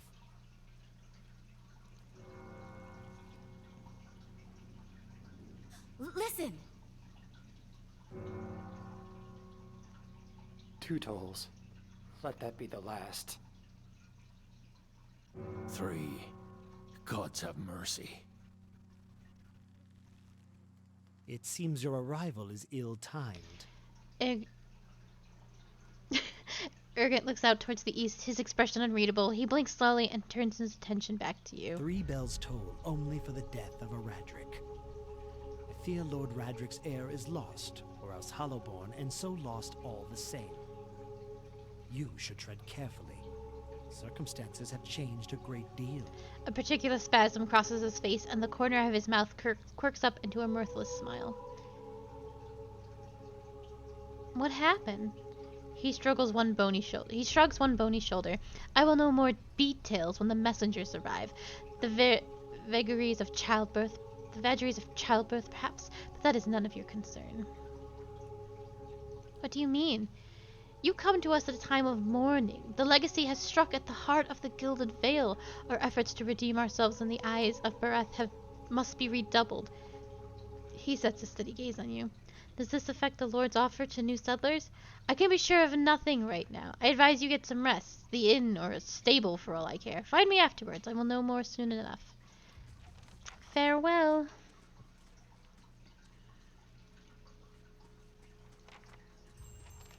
Speak of Urgrit. If you're in need of instruction, keep out of trouble. So much. Were you looking for someone in that tree? I could introduce you. McCree? Looking, a strange way to talk about your dead. He looks up at the tree and breathes out. Half the town's up there now. Seems like no right way to talk about it. I'm looking for someone who can help me feel better. He gives an understanding nod and takes a long drag from his pipe. My condolences. He exhales and turns his attention away, watching the village around him.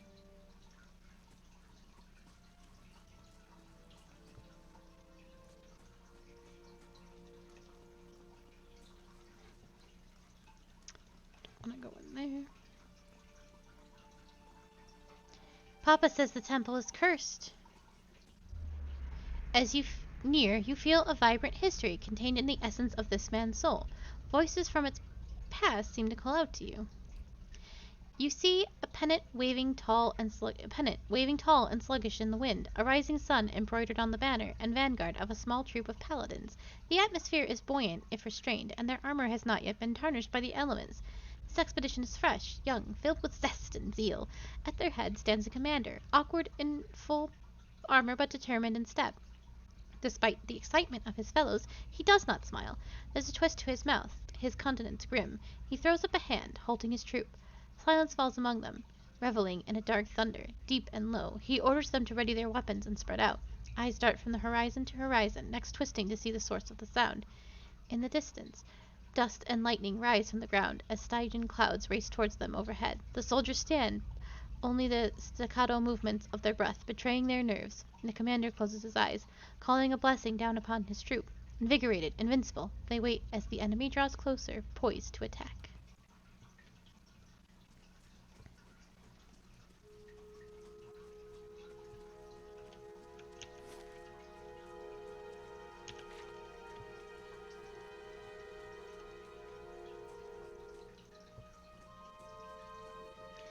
Things are bound to get worse now.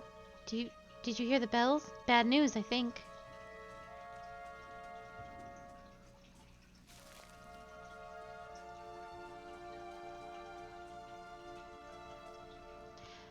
You see 4 people gathered by the door to the inn. Their raised voices and chopping gestures suggest an argument reaching its climax. The first figure raises his hand for calm. His face is partially obscured by his hood, but the height and stature suggest an elf. I meant no offense. Let's put this matter to rest over a round, shall we? My treat. This is more Matthew Mercer. Hoping to soothe our pride with a few Adira coppers, eh?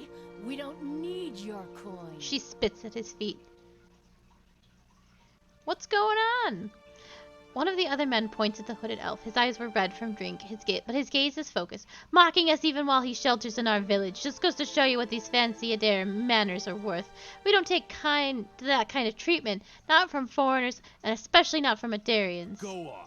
Say it again. I'm itching for an excuse. The second man thrusts his chin at the elf. He stinks of sour ale. Why, you're itching for the kindling touch of your sister, you cocksfeather!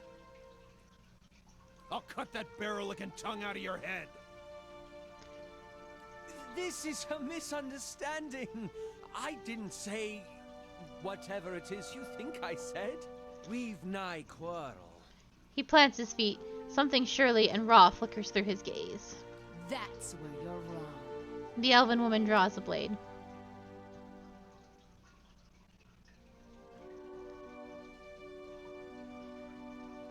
Yes.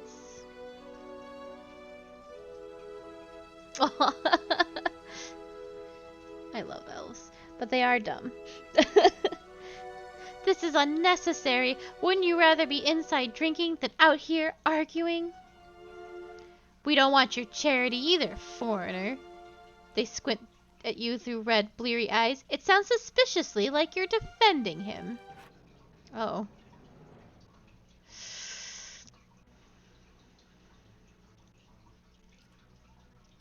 I guess we're fighting. Oh. Spot on! Oh, that dude exploded into... He exploded that dude into chunks! As the last of the attackers fall, the elf turns to you, the tension almost gone from his smooth face. Not quite how I hoped to get to know the neighbors. Thank you for your timely assistance with that awkward situation. I'm glad I could help. Courtesy is a rare pleasure in these parts. Though your accent suggests that you are no more local than I. He straightens his hood, and you note the remains of fraying embroidery on his gloves. His boots are caked with dirt of many months' travel, but the leatherwork beneath is sturdy and fine. Well, I suppose introductions are in order after that little fiasco. Aloth Corvisor, at your service. Tell me about yourself. Well, I'm a wizard by training, and an adventurer by necessity. I was born in the Seathwood, part of the mainland of the Adir Empire.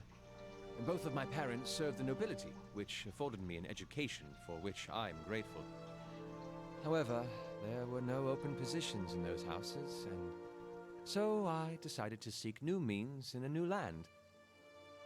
And how exactly did you come to be here? I was traveling with a caravan, but we were separated near some In ruins. Griffin Ruins? Well, those can be dangerous places during the best of times, which these are not. And half the locals would arrest you for trespassing, and the rest would kill you outright. I'm curious, what exactly did you find there? He leans in closer. Several hooded figures operating a strange machine. Aleth goggles at you silently, appearing assessing your earnestness. Finally, he gives you a clipped, awkward laugh. You do manage to find yourself in rather interesting predicaments. What are you doing in Gilded Vale? Excellent question. I came looking for fresh air and cheap land.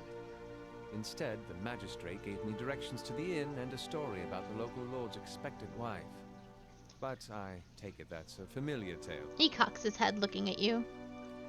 And you? I've been experiencing some strange things as of late. I'm looking for an expert on souls. Indeed. The local lord has searched far and wide for similar specialists. He has rid himself of them almost as desperately. He nods at the gnarled tree at the center of the town. His starting glance takes in the tumble-down buildings and the fallow, rock-strewn fields. I expect such expertise would be best sought elsewhere. How did you manage to cross these three drunks? I'm afraid that was a matter of misunderstandings and mistranslations. It doesn't help that people in these parts remember their war with Adir like it was yesterday. He tenses his fingers and looks away. You did tell that one man to go fuck his sister. That! He clears his throat and adjusts his sleeves. As I tried to tell them, they misheard me. Perhaps all too easily after a few pints, and the accent doesn't help. I see. For which I am grateful. Let's discuss something else, shall we? You don't exactly look like a settler. Begging your pardon, but neither do you. Yet, circumstances can find a person in the strangest of places. A sly grin crosses his lips. As should I, given recent events. It's just as well. I've had enough of the watered wine and lumpy beds at the inn. They say even the owner tired of the place. Just up and left one day. It explains quite a lot about the upkeep. Perhaps I could join you. I could use a change of scenery, and I find it's better to travel in numbers.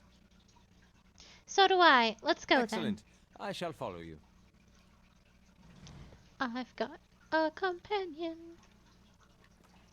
Let me just take all these clothes. Yes. That other guy's in chunks.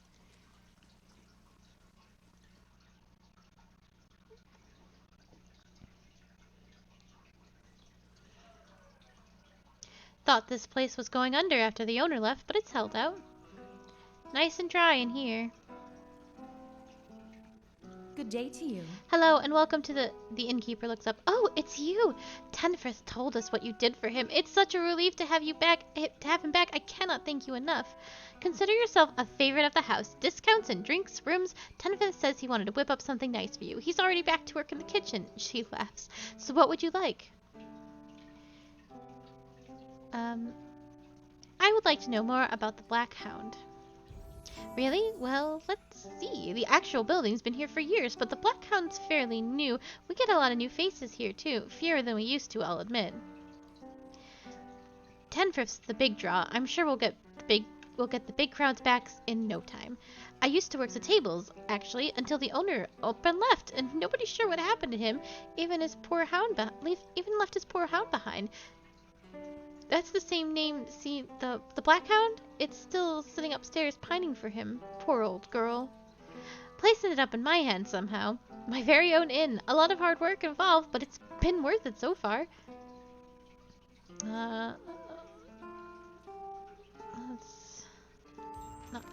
mess with this right now. Nice and dry in here.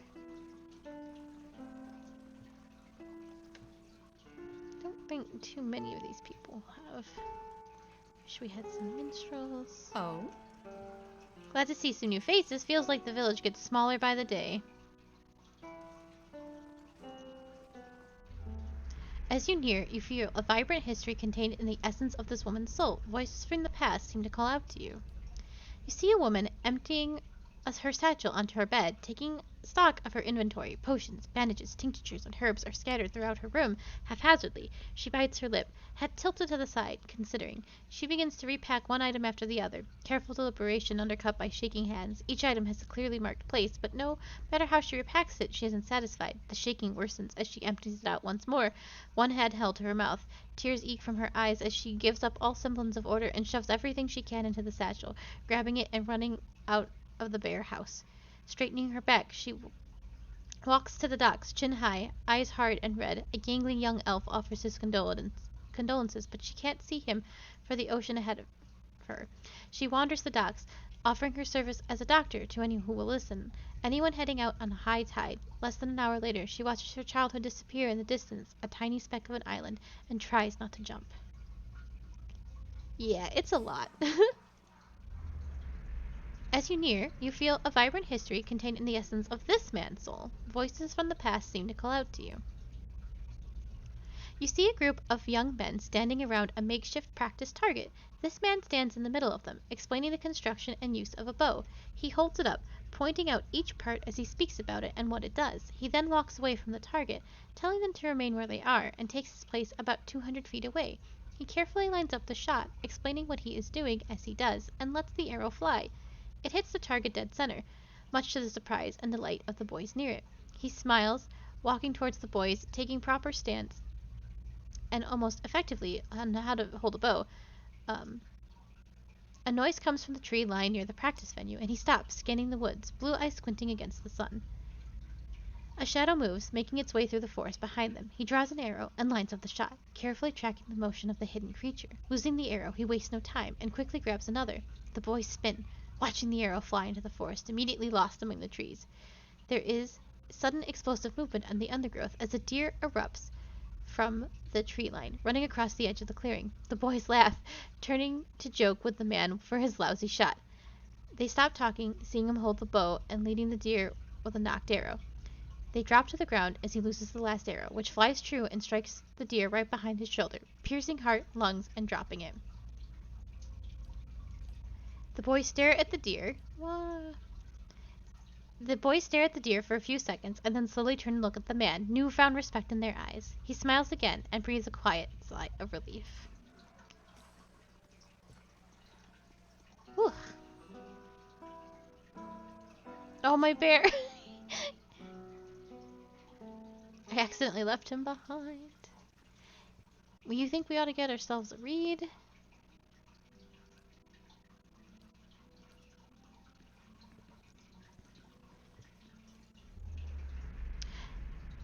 And you feel the vibrant history in this man's soul. You see a man soar through the air, hitting a nearby wall with a nauseating crunch. He doesn't get up. His attacker, a burly, clean-cut warrior with a carnivorous grin, turns and shoves his fist into the stomach of another assailant, removing another from his impromptu brawl.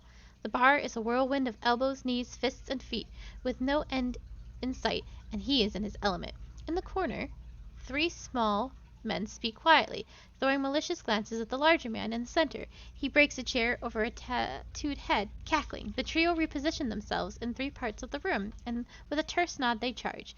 Unfortunately for them, the man sees them coming. Something in his eyes burns brightly, and all three of them slump to the ground in agony, and that's all in their minds. The burly man bows to a room of the unconscious and incapacitated before sauntering out, a key whistle trailing behind him. I'm taking a sippy, thank you.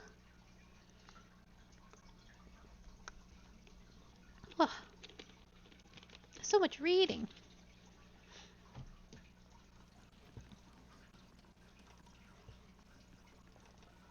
There's the puppy. The hound stares intently at the covered window, head cocked as if waiting for a particular sound. It looks up when you approach and whines a lone note, tail wagging slightly. Pet the dog. The dog's tail thumps happily against the floorboards. I could use a good dog. Here, girl. The dog's ears perk up, it trots over to you, and barks happily. I have taken the dog. The dog is now in my inventory. Yeah, you are right.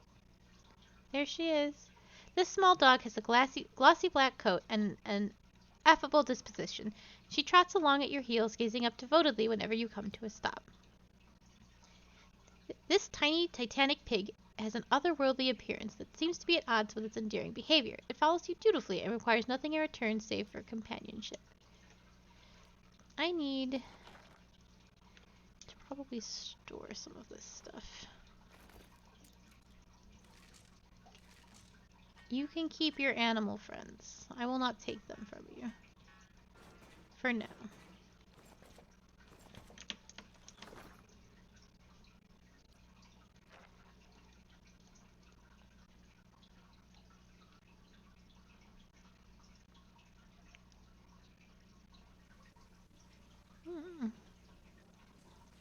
I don't quite think we're done in there.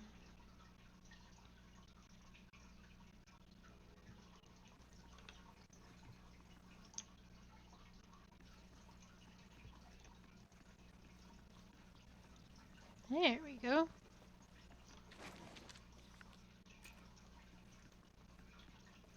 I shall make it so. Can I pick that? It's done. Nicely done.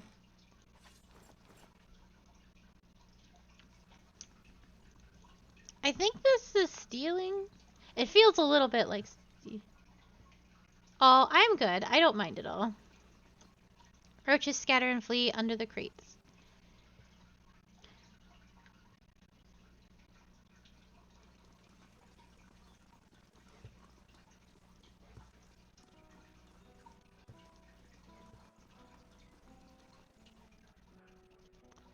Some kind of brown slop is congealing on these dishes. It smells burnt.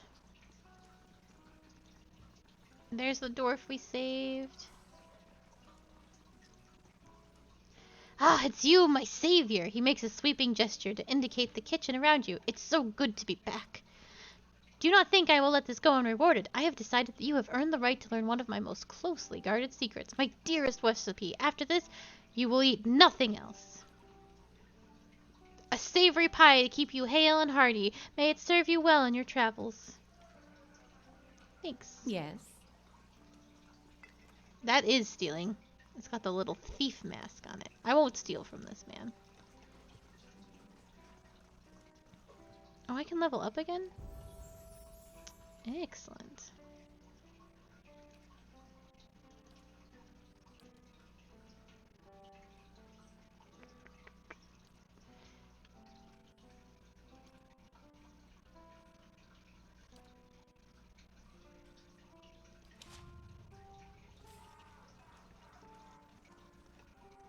I think now we are done here.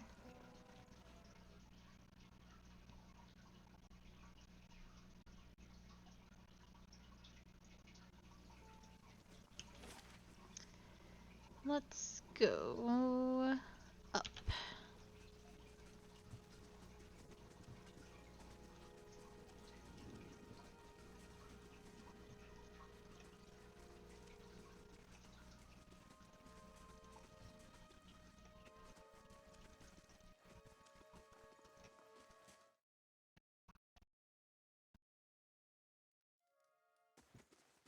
Can I have your cat?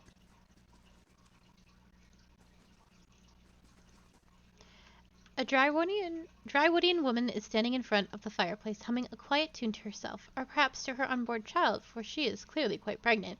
She turns her head slightly as you enter. Greetings. Well, finally, I was starting to think the woman makes a startled noise when she turns around to see you. Oh, I'm sorry, I was expecting someone else. She gives you a cautious smile. Can I help you? Nice cat. Afra smiles brightly. Oh, thank you. She's a sweetheart. Keeps the house clear of mice, too. I just arrived at Gilded Vale. I thought I'd get to know the locals. Were you with one of the caravans? She looks at you hopefully. Master Odama's been by chance? Um, I was, yes. I'm afraid the rest of the caravan was killed. Afra covers her mouth with her hand, eyes wide with horror. For a few moments she could manage nothing but a strangled, voiceless gasping, her eyes brimming with tears. I told her it was a dangerous path to take. Calicia was always so certain she could take on any danger. Afra sniffs. Oh, my poor sister. I'm sorry, stranger. I can't believe she's gone. If only I hadn't called her here. If I hadn't written to her, she might still be alive somewhere. Afra's face crumples with a solitary tear slides down her cheek.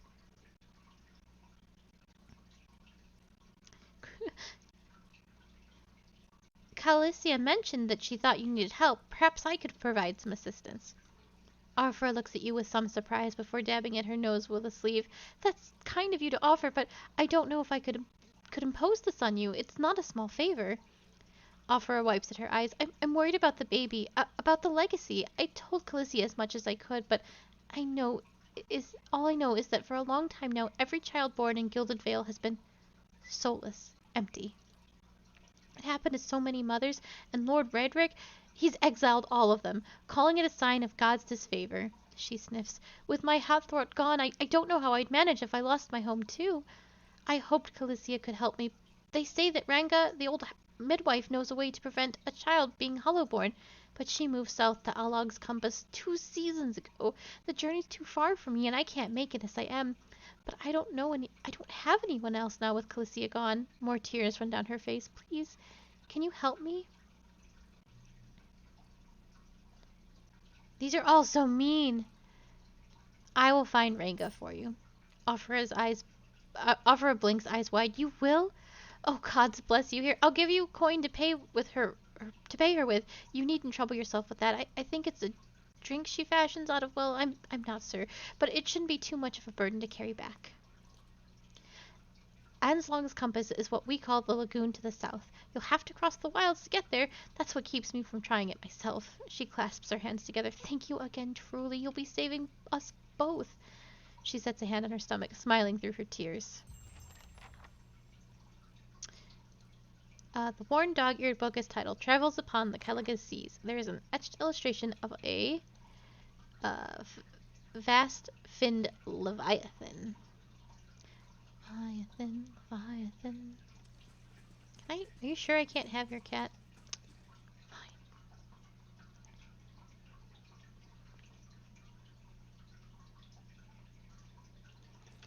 We can go to one more house, and then we gotta calls it.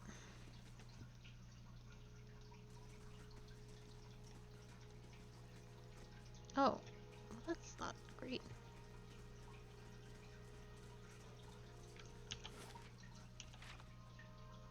I would like to go here.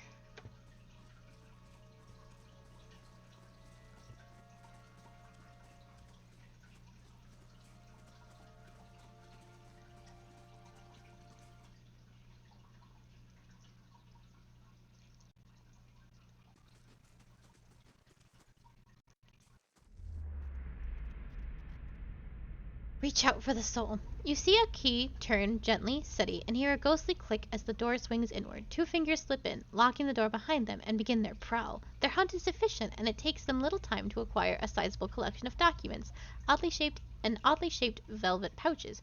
Quick hands fill pockets, rucksacks, bags. The doors open downstairs, and everything freezes. Footsteps, a tired giggle. The thieves are all eyes white and short of breath as they empty their pockets of all but the necessities. Anything noisy, hurriedly replaced. Silence from downstairs, then tentative steps up the staircase. A voice calls out. One thief creeps forward, the other gesticulating wildly for him to return. He continues forward, crouching by the banister. He sees the gaudy shoe, and shoves and shoves. The woman falls off with a cut scream, rolling lifelessly to the floor below. Swerving, the second thief grabs her brother, and they make their escape, collecting whatever of value they can find on their way out. Yikes. You see a crowded marketplace, vendor stalls lining the road, their puppeteers' voices calling out to pass-buyers to come sample their wares. This woman wanders through the throngs, strolling hand in hand with another woman. They pursue the vendor's goods, tarrying a book merchant with a number of old and beautiful tomes, chatting with one another about what they see. One person will pick up a book and show it to the other, who will take it comment on it, and then place it back on its shelf. Then the first will snatch up the book again and quickly pay the merchant before the other can snatch it back. They walk away from the market weighed down by packs filled with books, still hand in hand, standing close, comfortable, and familiar with each other.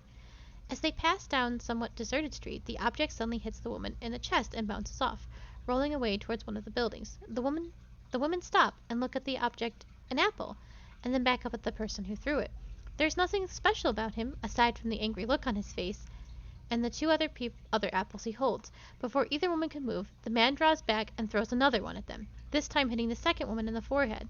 He yells at them, something derisive and hateful, something about a legacy and about responsibilities. The woman raises her hand to her head and wipes the juice and bits of fruit from her face and stares the man down defiantly. The first woman squeezes her hand and puts the other on her companion's shoulders, attempting to calm her down. The other woman pulls a book from her pack and holds it before her, muttering under her breath. She pulls her hand free and waves it above the book, an aura forming around her. The first woman is still trying to calm her down, but all she says goes unheard. The man, uncaring of the events happening in front of him, draws back and throws the last apple. As it arcs through the air towards them, the second woman brings up her hand and points at the apple. A glowing orb of energy flies from her hand and strikes the apple, causing it to explode, raining bits of apple down on the road and buildings around them. The man's face changes, the anger joined by fear, looking like he's trying to decide if running or attacking is the better course of action. The second woman has started chanting again, her hand glowing, her eyes narrowing. This woman steps in front of her, placing herself between her love and the attacker. She touches her face, gently stroking it while whispering calming words. A kiss.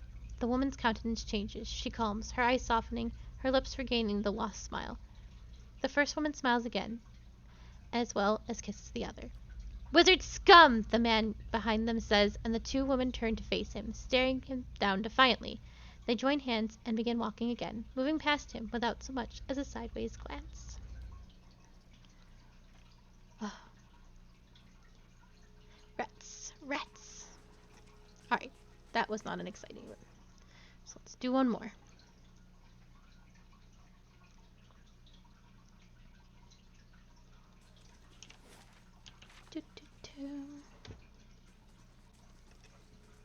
I think... Can I go in there? No. I actually think this will take me out of town. Let's go here.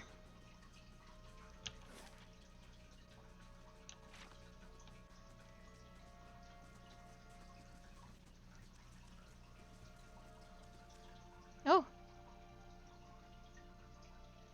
We know there's more grain in there, Thrumbral. We won't settle for scraps while you grow fat on our crops. A muffled shouting emerges from inside the mill. The first of you drunkard come through that door gets shot between the eyes. Gods hear me, Swinner. I'll put you down like a dog. Come away now, for now, lads. But we'll be back, Thrumble, and we'll have fair prices, or by the flame we'll have a reckoning.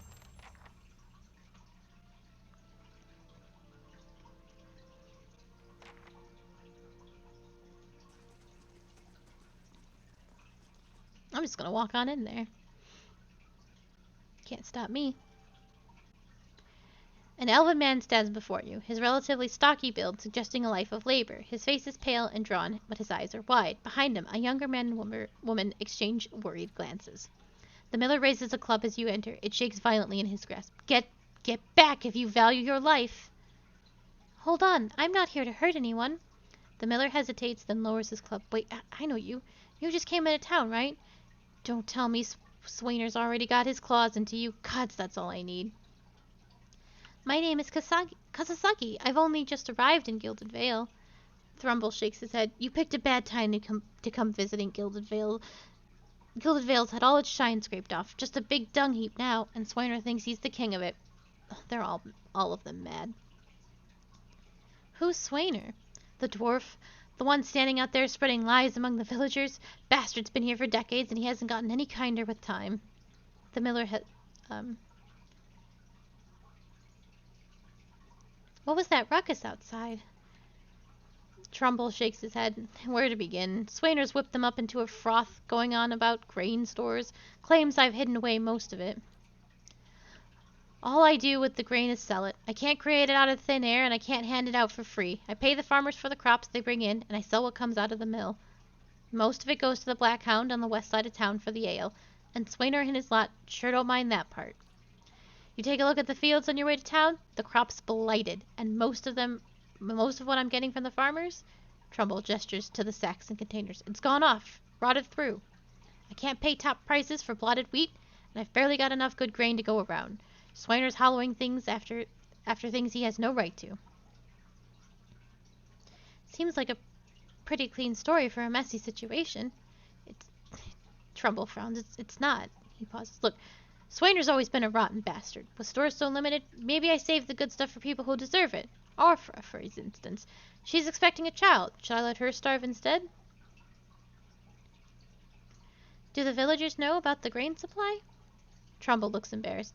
Some. The innkeeper, for instance.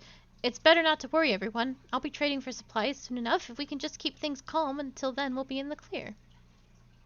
The innkeeper? Trumbull winces. I wouldn't drink the ale is all I'm saying. Maybe I ought to go have a talk with Swainer then.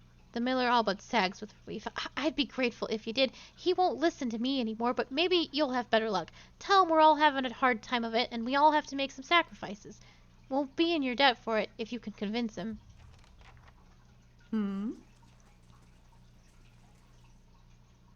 That's stealing.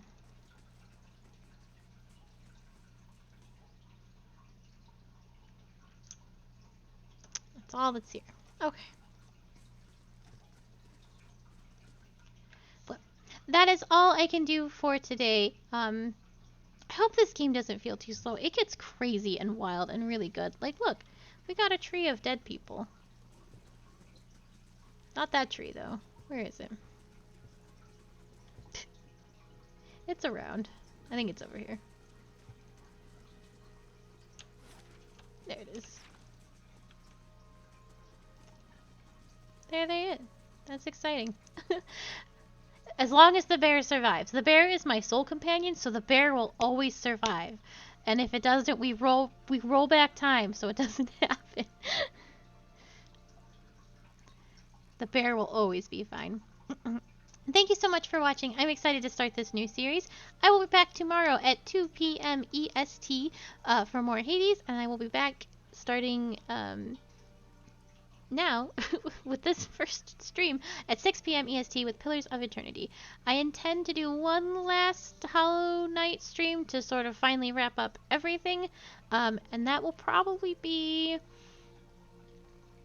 I can't make any promises because I have to figure out how to dally out my time, but it will be after second stream, so it'll be like a super late Hollow Knight stream, and we just play until we're done and get it all sorted out. But I needed to move things along. Alright, so I hope everyone has a lovely night, and I hopefully see you tomorrow. Goodbye, and be safe out there.